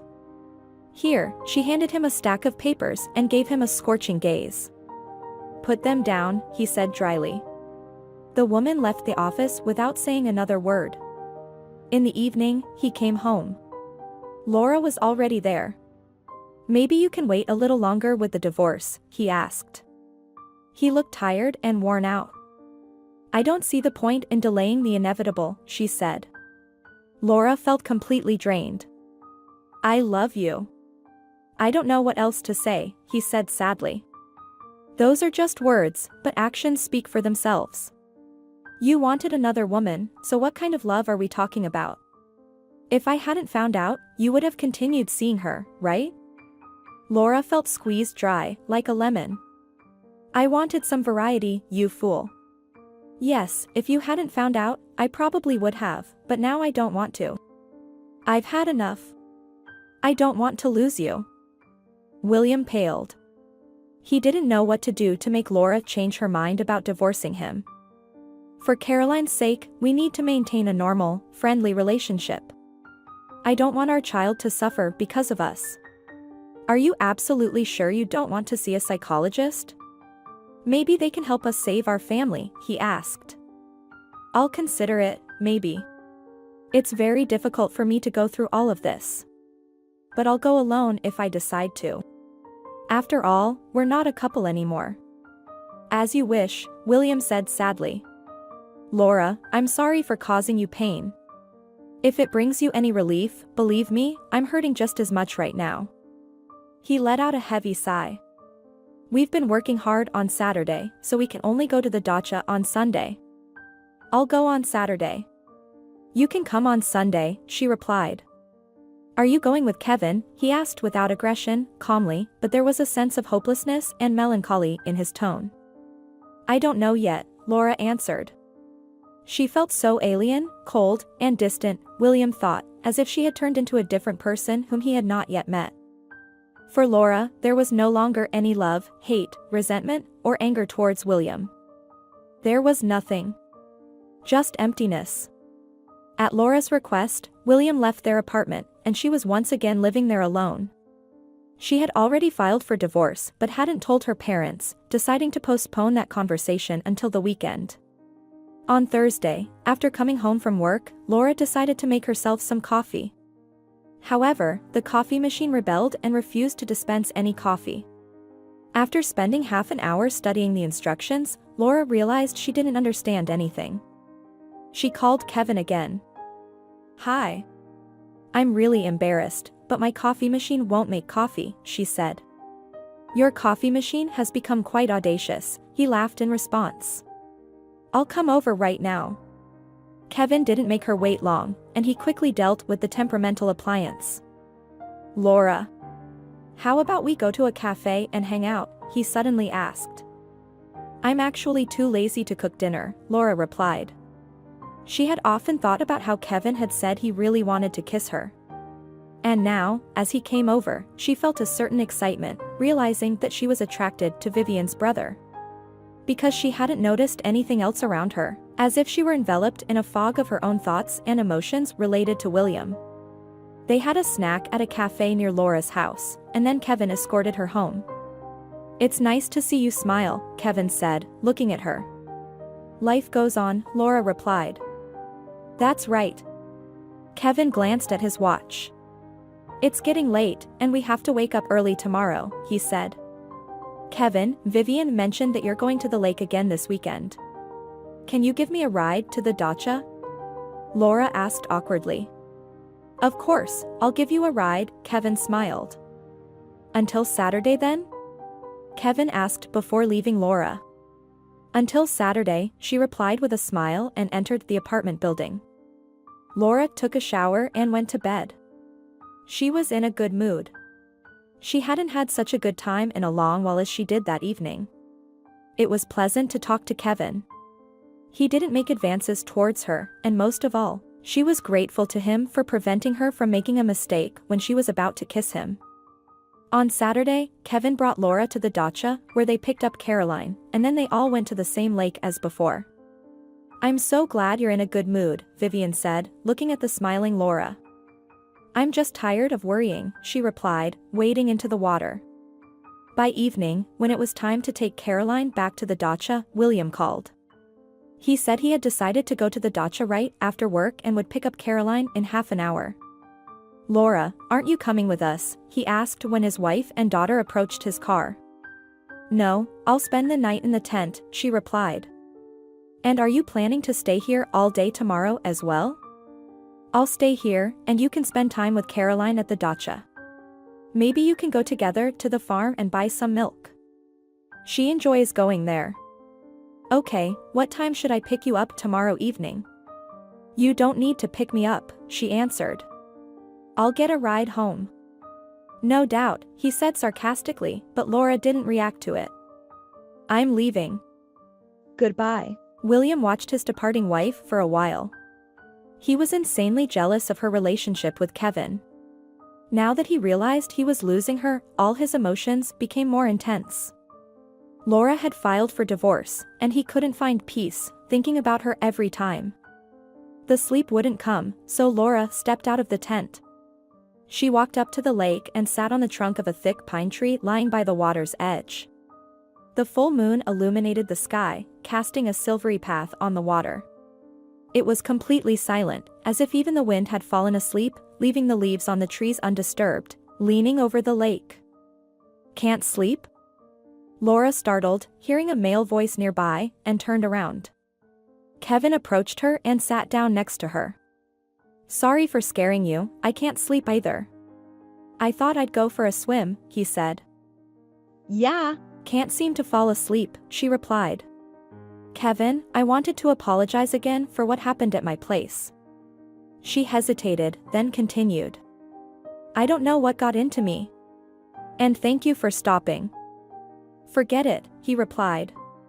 "Would you like to join me for a swim?" "Why not?" she agreed. "I can't remember the last time I went swimming at night," Laura said as she got out of the water. "We're lucky this summer." "The water is great," Kevin replied, and they sat down on the trunk of the pine tree again. "What time are you planning to leave for the city tomorrow?" she asked. "I don't know yet, but not too late." "And you?" "I'm leaving the same as you." "Can you give me a ride home?" "Of course, I can give you a lift." Kevin looked at Laura. "It's getting late. Maybe we should try to sleep in the tents after all," he suggested. "It's worth a try," she yawned and stood up. "Sweet dreams." "Good night." Laura entered her tent. She felt calm and peaceful, amazed at the influence nature had on her and how much she enjoyed Kevin's company. Laura quickly fell asleep, and when she woke up, the sun was shining brightly, and voices could be heard around. Vivian was bustling around the table, organizing breakfast, Tom was swimming, and Kevin was nowhere to be seen. He was probably still sleeping. "Did you get enough rest?" Vivian asked when Laura approached the table. I guess so, slept like a log, she replied. That's what you need in nature. Have a seat, let's have breakfast. Just as they started eating, Vivian's expression suddenly changed, and Laura turned around, following her gaze. She saw William approaching with Caroline. Caroline wanted to come here, he said, as if justifying their presence. Yes, Mom. I want to go swimming. Immediately, Caroline confirmed her father's words. Would you like some tea and cookies? Laura asked her daughter. Dad and I already had breakfast. Can I go to the lake right away? Caroline replied. I'll keep an eye on her, William said grumpily. Okay, Laura agreed.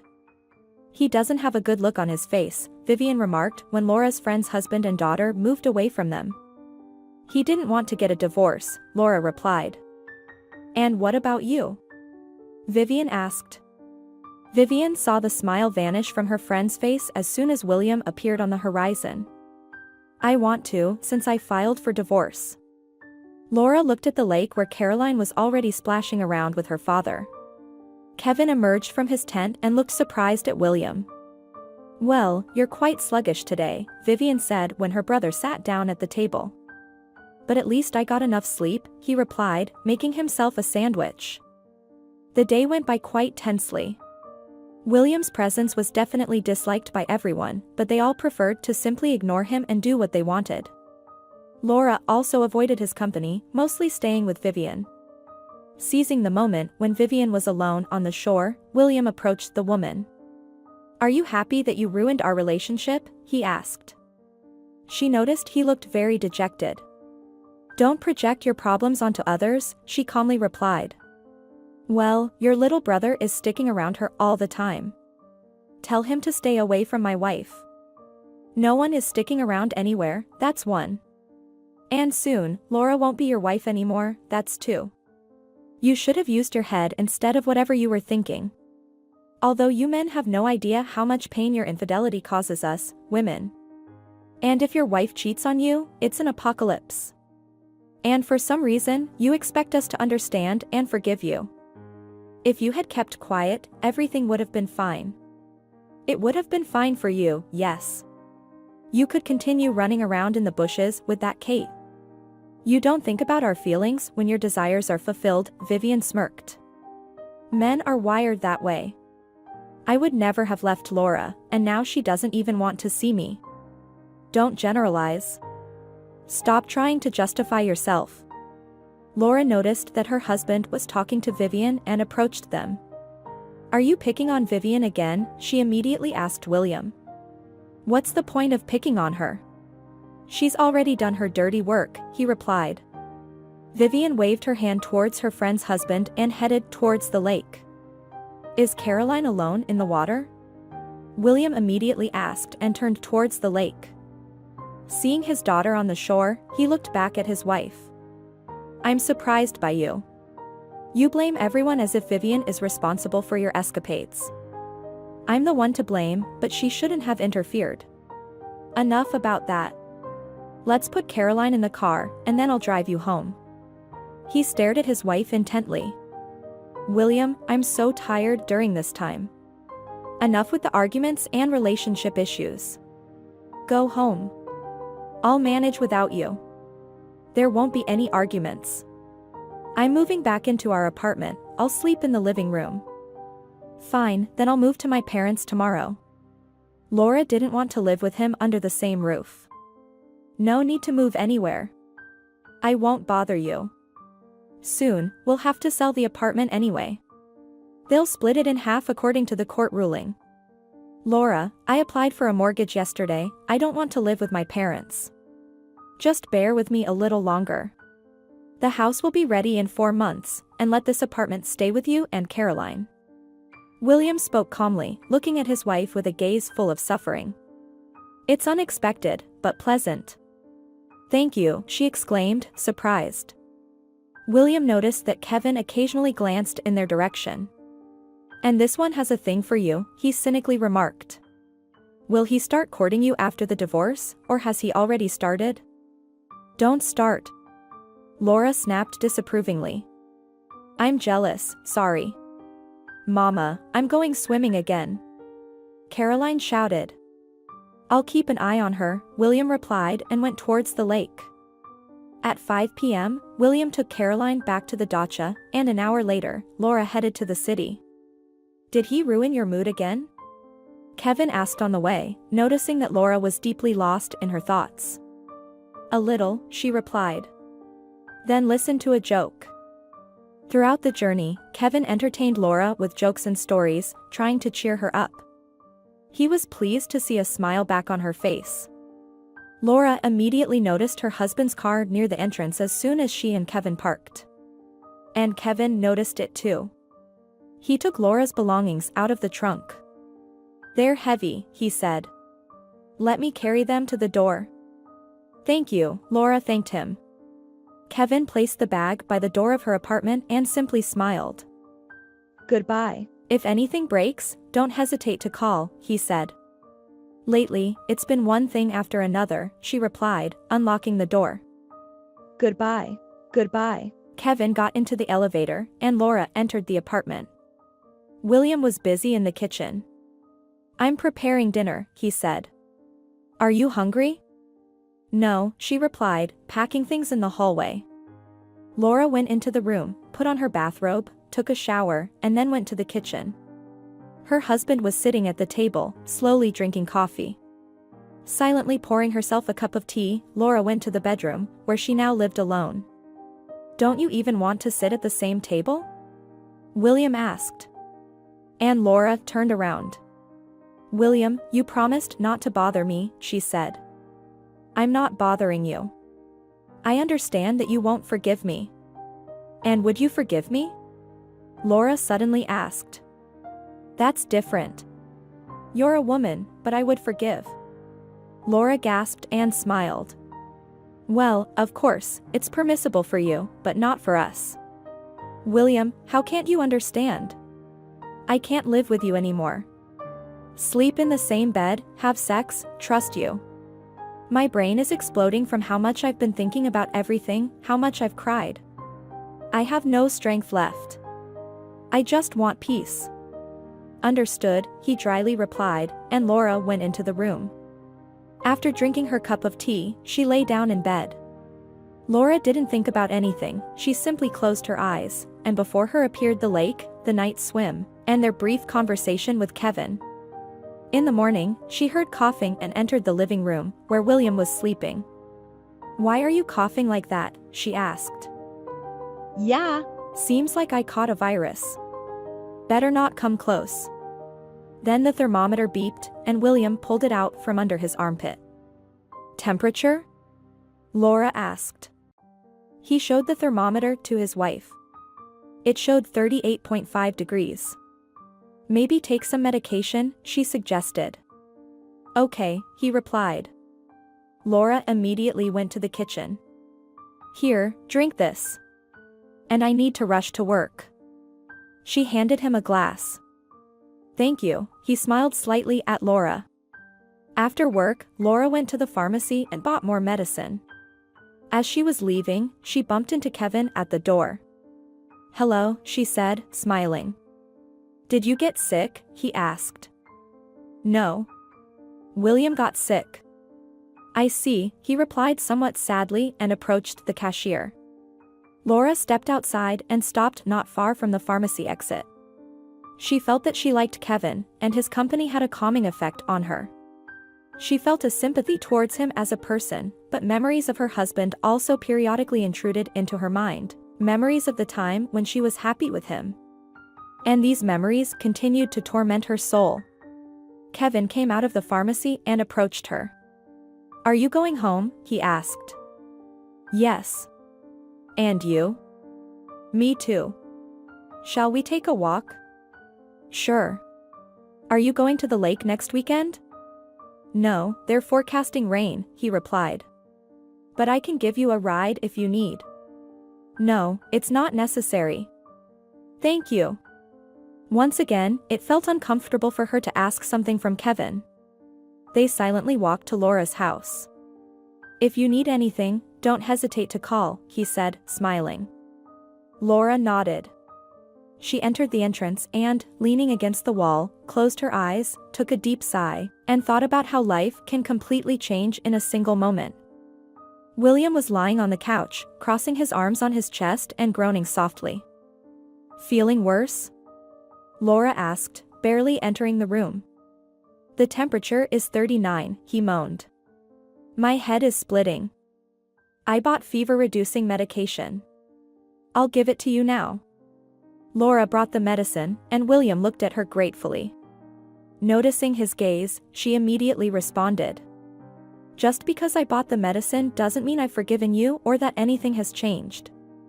"Have you told your parents yet?" he asked, coughing. "I'll definitely tell them this weekend. The weather there will be bad." "Yeah, I'm not sure I'll recover." "Will you go by train?" "I don't know." "I'll make you some tea with raspberry," Laura said and went to the kitchen. William stared at the ceiling. He thought about how the crazy sex with Kate wasn't worth losing Laura. If he could rewind everything, fix it all. He wasn't thinking about Kate now. But back then, he desired her passionately. What had come over him? He asked himself this question frequently lately. His visit to the psychologist had been postponed due to a sudden illness, but William decided that he would definitely go as soon as he felt better. "Are you going with Kevin?" William entered the kitchen and sat across from Laura, who was finishing her coffee and sniffing. "By train," she replied and got up from the table, heading to the corridor. Putting on her backpack, she left the apartment. A taxi was already waiting at the entrance, and a light drizzle was falling outside. It would take 15 minutes to get to the station, and then a couple of hours on the train. Settling by the window in the first car, Laura immersed herself in her memories. 2 hours passed by fairly quickly, and another 40 minutes walking along a large forest road, and she would reach her destination. The woman couldn't remember the last time she had made the trip to the dacha on her own. "Why did you come on your own?" her mother asked. "William got sick." "Where's Caroline?" Laura asked, noticing her daughter's absence. "She's with the neighbors, visiting her grandfather," her mother replied. "I baked your favorite cabbage pies. Let's have some tea." Laura took off her backpack and changed her shoes, blissfully closing her eyes and inhaling the aroma of freshly baked goods. "Why are you so pensive?" her mother asked, watching her daughter. Laura took a sip of tea and set aside half of the pie.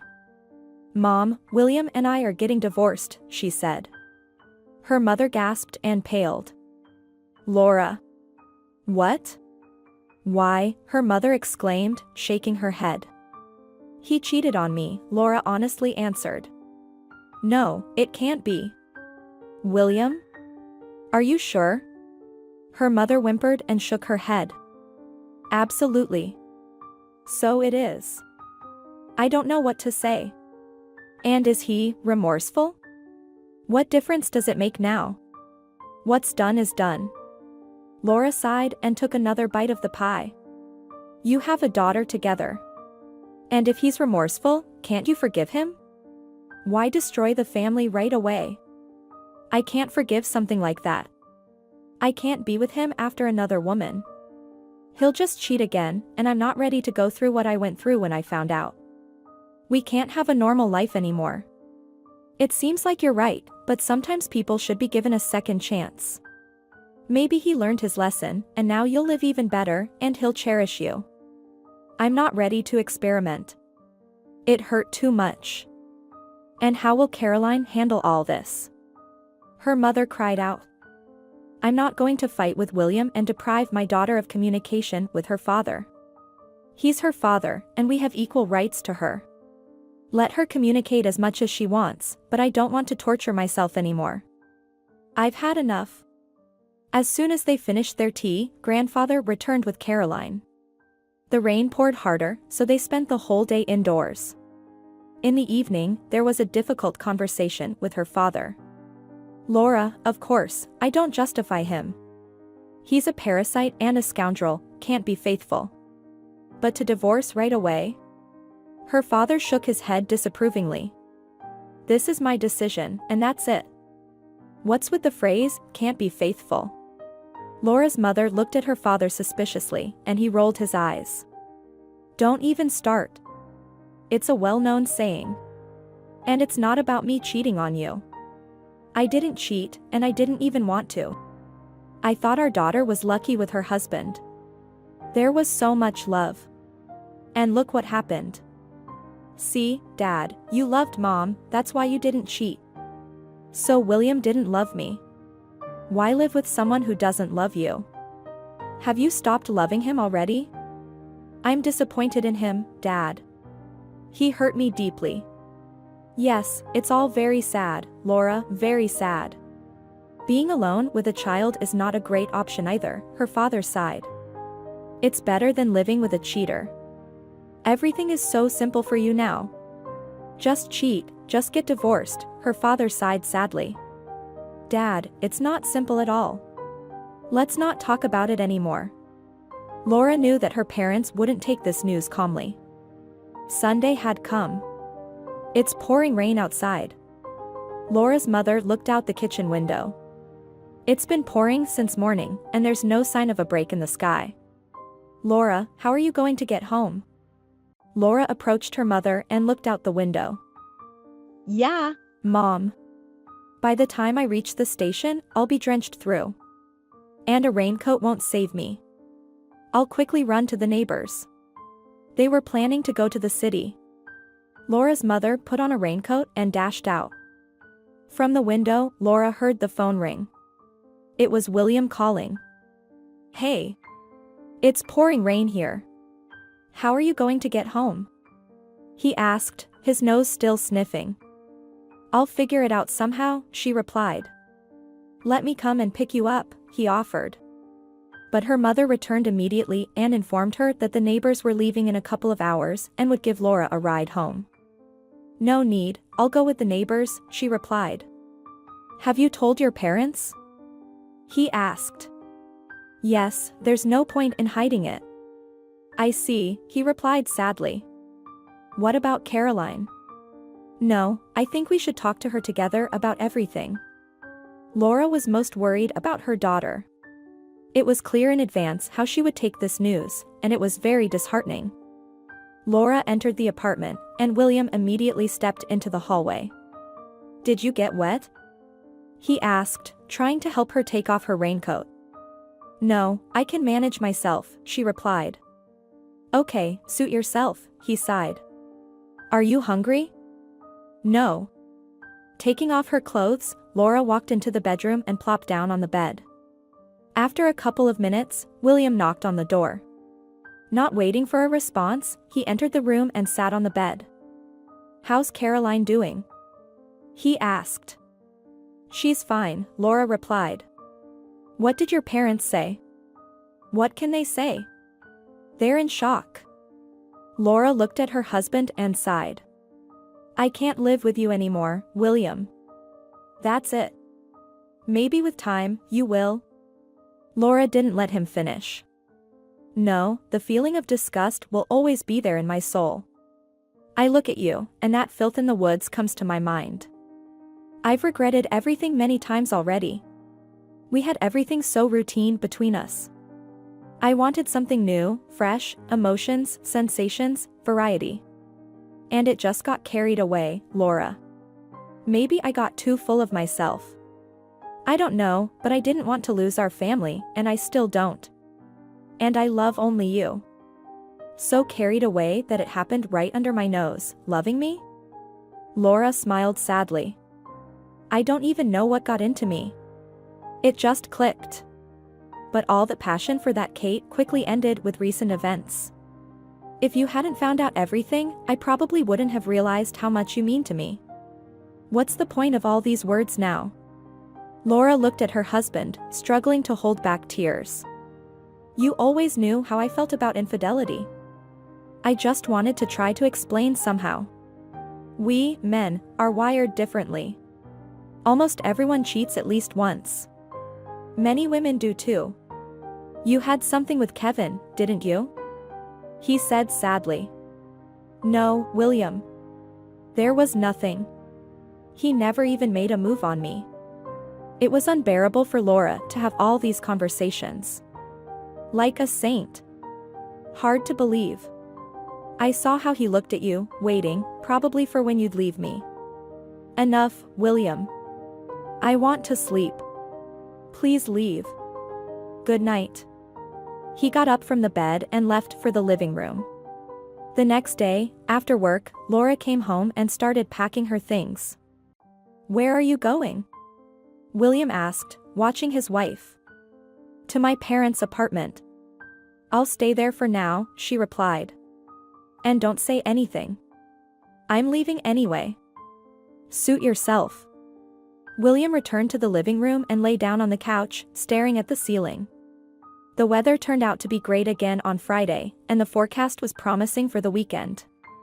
Vivian called Laura at the end of the workday and informed her that they were going to the lake again, and in the evening, William called as well. Laura, I bought groceries. What time should I pick you up in the morning? He asked. Have you recovered already? She asked. Yes, I'm completely fine.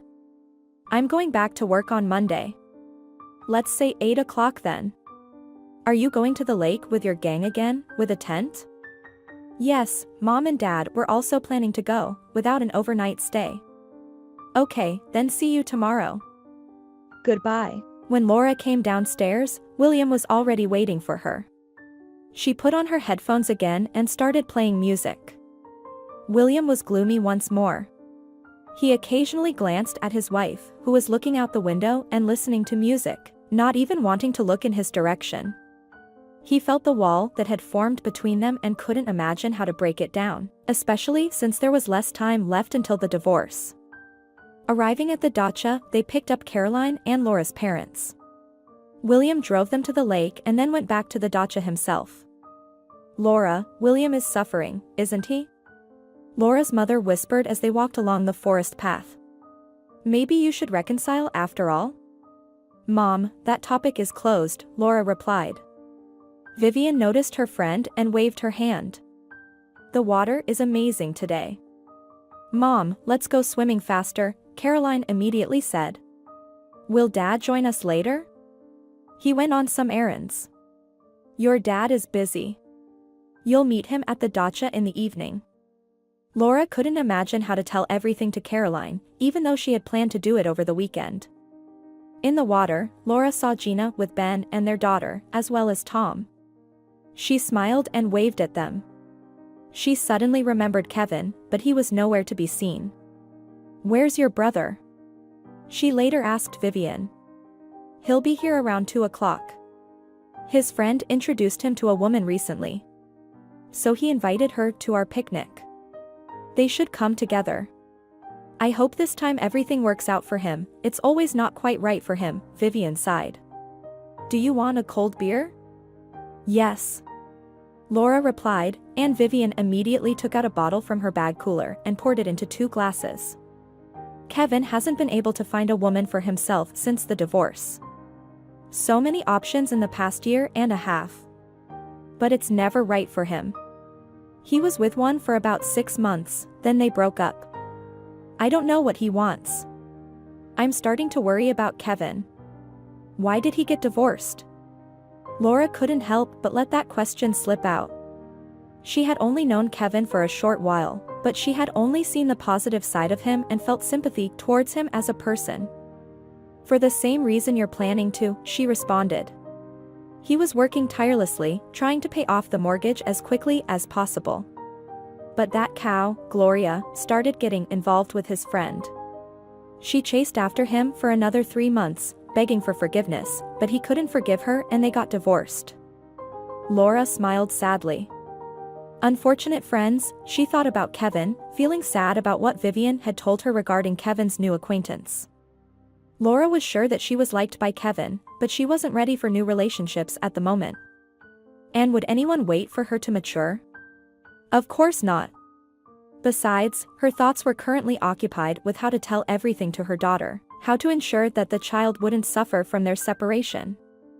Around 2 o'clock, as Vivian had mentioned, Kevin appeared with a blonde, smiling woman named Tiffany. Laura looked at Kevin and smiled, feeling a certain bitterness in her soul. She thought that if she had met Kevin earlier, perhaps something could have worked out between them. Throughout the day, she caught Kevin glancing at her a couple of times, and she herself involuntarily looked in his direction. It seemed to her that he still hadn't lost interest in her. And Laura couldn't understand if that made her happy or not. In the evening, William arrived, and Laura, along with her parents and daughter, returned to the dacha. When she went to bed, William didn't disturb her. Indeed, they hadn't spoken much throughout the evening. On Sunday, after breakfast, it was decided to talk to Caroline about their future. As expected, the girl was upset. "I want us to live together," she said, looking at her parents. "Caroline, unfortunately, your dad and I can't live together anymore, but both he and I love you.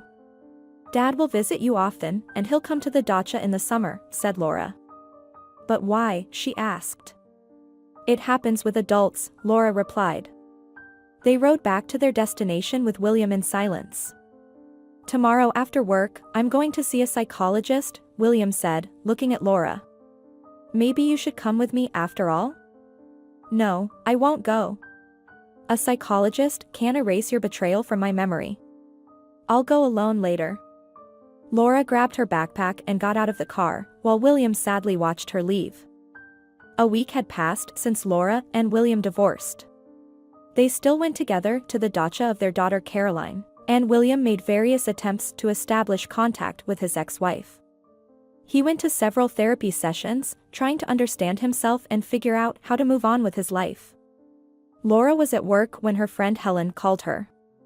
They hadn't seen each other for several months, and Helen convinced her to go to a cafe after work to chat and relax. "Why are they all such jerks?" Helen exclaimed when Laura told her about William. She understood her friend very well because she had also divorced her first husband due to his infidelity, fortunately without any children involved. Helen had been married to another man for 3 years, and everything was going well in her life. They were even planning to have a child in the near future. Maybe not all of them. I don't know. It was like a bolt from the blue for me. I was so blind that I didn't notice anything. If Vivian hadn't sent me that video, I probably wouldn't have suspected anything and continued on, Laura replied. "Oh, Laura. It's all so tough, but you know, they say one nail drives out another. I know from my own experience. You need another man. Ideally, of course, to feel desired and loved again, not just a one-night stand. Listen, my husband's friend is single. Maybe I can introduce you." Helen suddenly remembered her husband's friend. "I'm not interested right now." Laura had no desire to start any new relationships at the moment. "Well, you're missing out. Male attention is the best medicine after a divorce. You need to boost your self-esteem," Helen insisted. "Helen, there was this one man who was interested in me. We met just when all of this happened with William. But I wasn't in the right frame of mind for him. Can you imagine, there was a moment when I almost threw myself at him. I felt so terrible at that time, but he distanced himself from me. I guess he understood why I didn't take the opportunity." Laura remembered Kevin. Lately, she had thought of him numerous times, recalling the tranquility and serenity she felt when they swam and talked by the lake at night. "Well, now you're a free woman, so you should seize the bull by the horns," her friend promptly replied. "He's not available anymore. Who's going to sit around and wait for me to grace them with my presence? Well, then it's not meant to be. I'm certain that if it's meant for you, it won't go away. But do you still love William, or have you moved on to the stage of hatred?" "I don't love him. And there's no hatred either, there's just nothing. Well, sometimes I see flashes of that video before my eyes, but it's no longer painful, just repulsive." Soft music played in the cafe as the women continued to chat. "Shall we dance?" Suddenly, Laura saw Kevin in front of her and felt like she had been rendered speechless. "Hello?" The man smiled, and Helen nodded approvingly at her friend, as if to say, "Go ahead, don't be shy." "Hello?" Laura finally managed to say as she got up from the table. "How are you?" Kevin and Laura asked each other in unison as they started dancing. Kevin smiled. How are you? Vivian mentioned that you and William got divorced, he said. Yes, 2 weeks ago. I'm doing fine, Laura replied. How's Caroline? Is she taking it hard? We've been trying to soften the blow as much as possible. We still go to the dacha together. And how about you? How are things with Tiffany? Not much has changed for me. I don't know about Tiffany. Aren't you still together? Laura was surprised. No, she's not my woman. We haven't seen each other since that trip to the lake, Kevin replied, and Laura was delighted to hear this news. What brings you here? Laura asked. After all, this meeting was a complete surprise for her. I was meeting a friend to deliver something. We decided to have dinner here. He lives just a 5-minute walk away. And you? My friend and I met, and my parents' apartment is nearby where I'm currently living. The dance ended.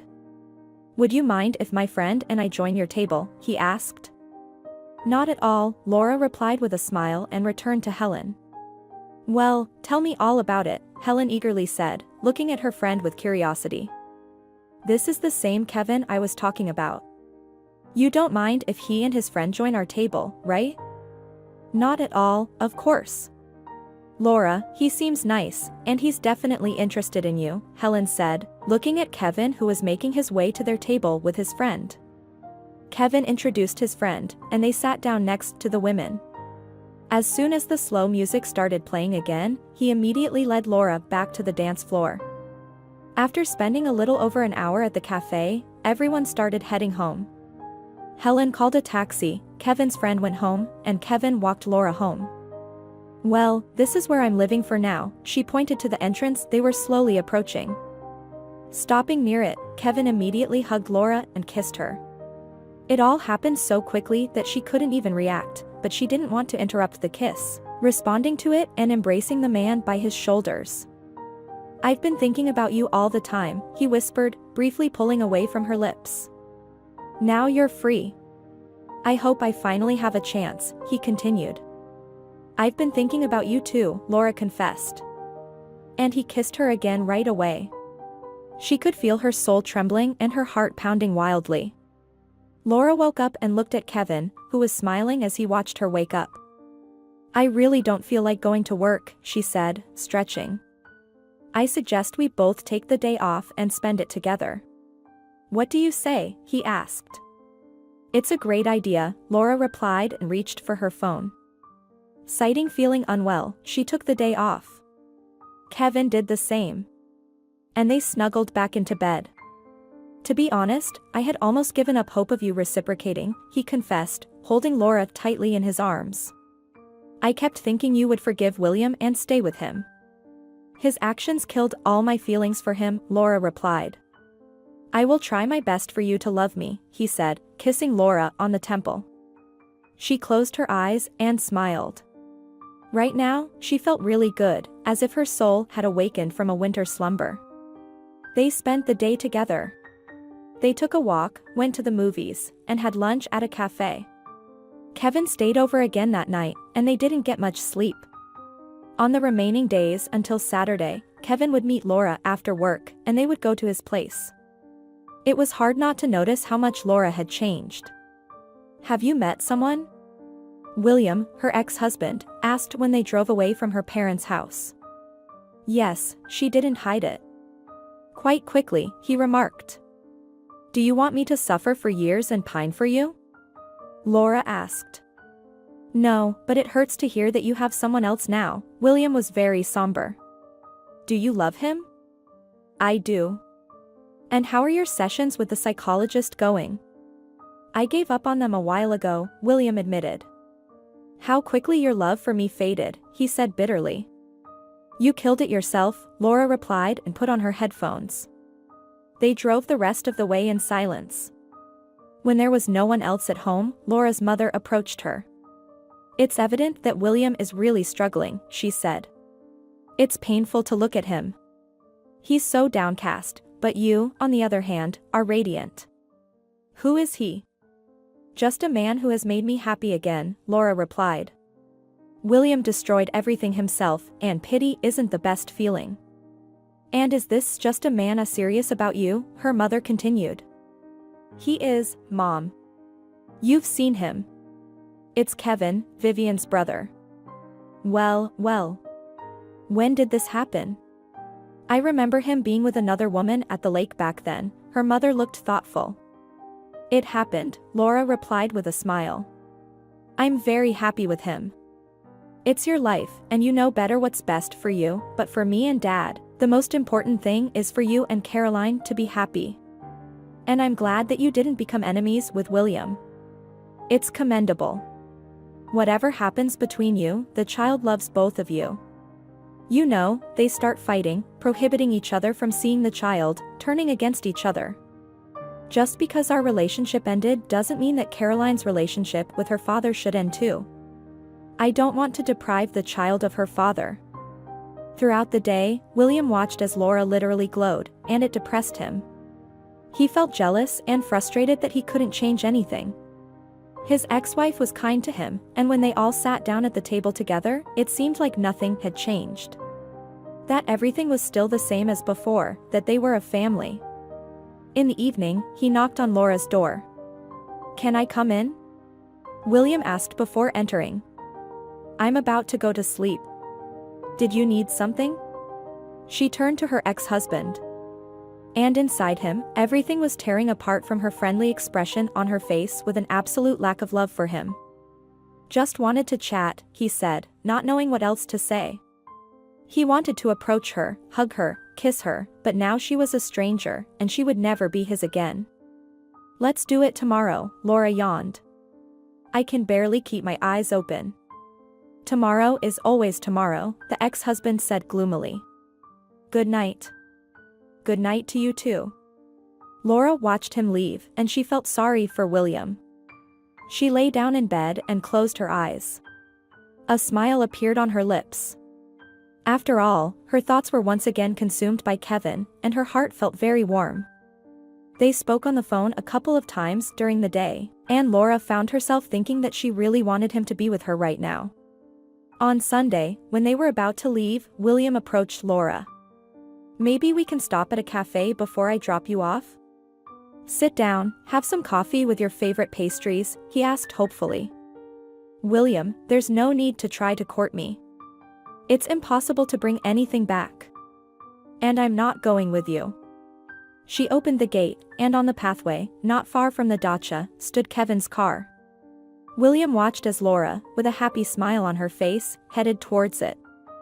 So, it's him, of course, smirked her ex-husband. You used to scold me, but you herself was fooling around and lying with him. I didn't fool around or lie. We started dating after the divorce, calmly replied Laura.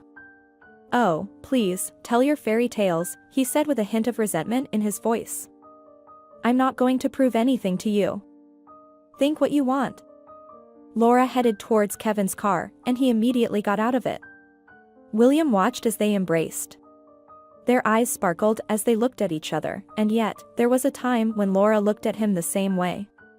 He got into his car and drove away, feeling completely shattered and empty. 7 months later, Laura and Kevin got married, and a year later, they had a son. Caroline accepted Kevin well, but he certainly didn't replace her biological father. No one wanted that. Laura didn't restrict her ex-husband's communication with their daughter and didn't try to turn Caroline against him. William remained unmarried, content with short-term romances lasting no more than a couple of months. Infidelity is a very complicated, heavy, and painful subject. Unfortunately, many people encounter it, and there are no absolute truths about how to act when your loved one betrays you. Everyone has their own story, perspectives, and circumstances. Should you tell someone about it if they don't know, or is it better to keep silent? Does everyone need such truth, or is it better to remain unaware and forgive the betrayal of your loved one? But is it possible to live with that person afterward when their infidelity remains etched in your memory forever? What if you witnessed the infidelity with your own eyes? How do you live when trust no longer exists? For what reasons? And do people really betray their loved ones? Only those who have faced infidelity in their lives know the answers to these questions. What are your thoughts? Write in the comments.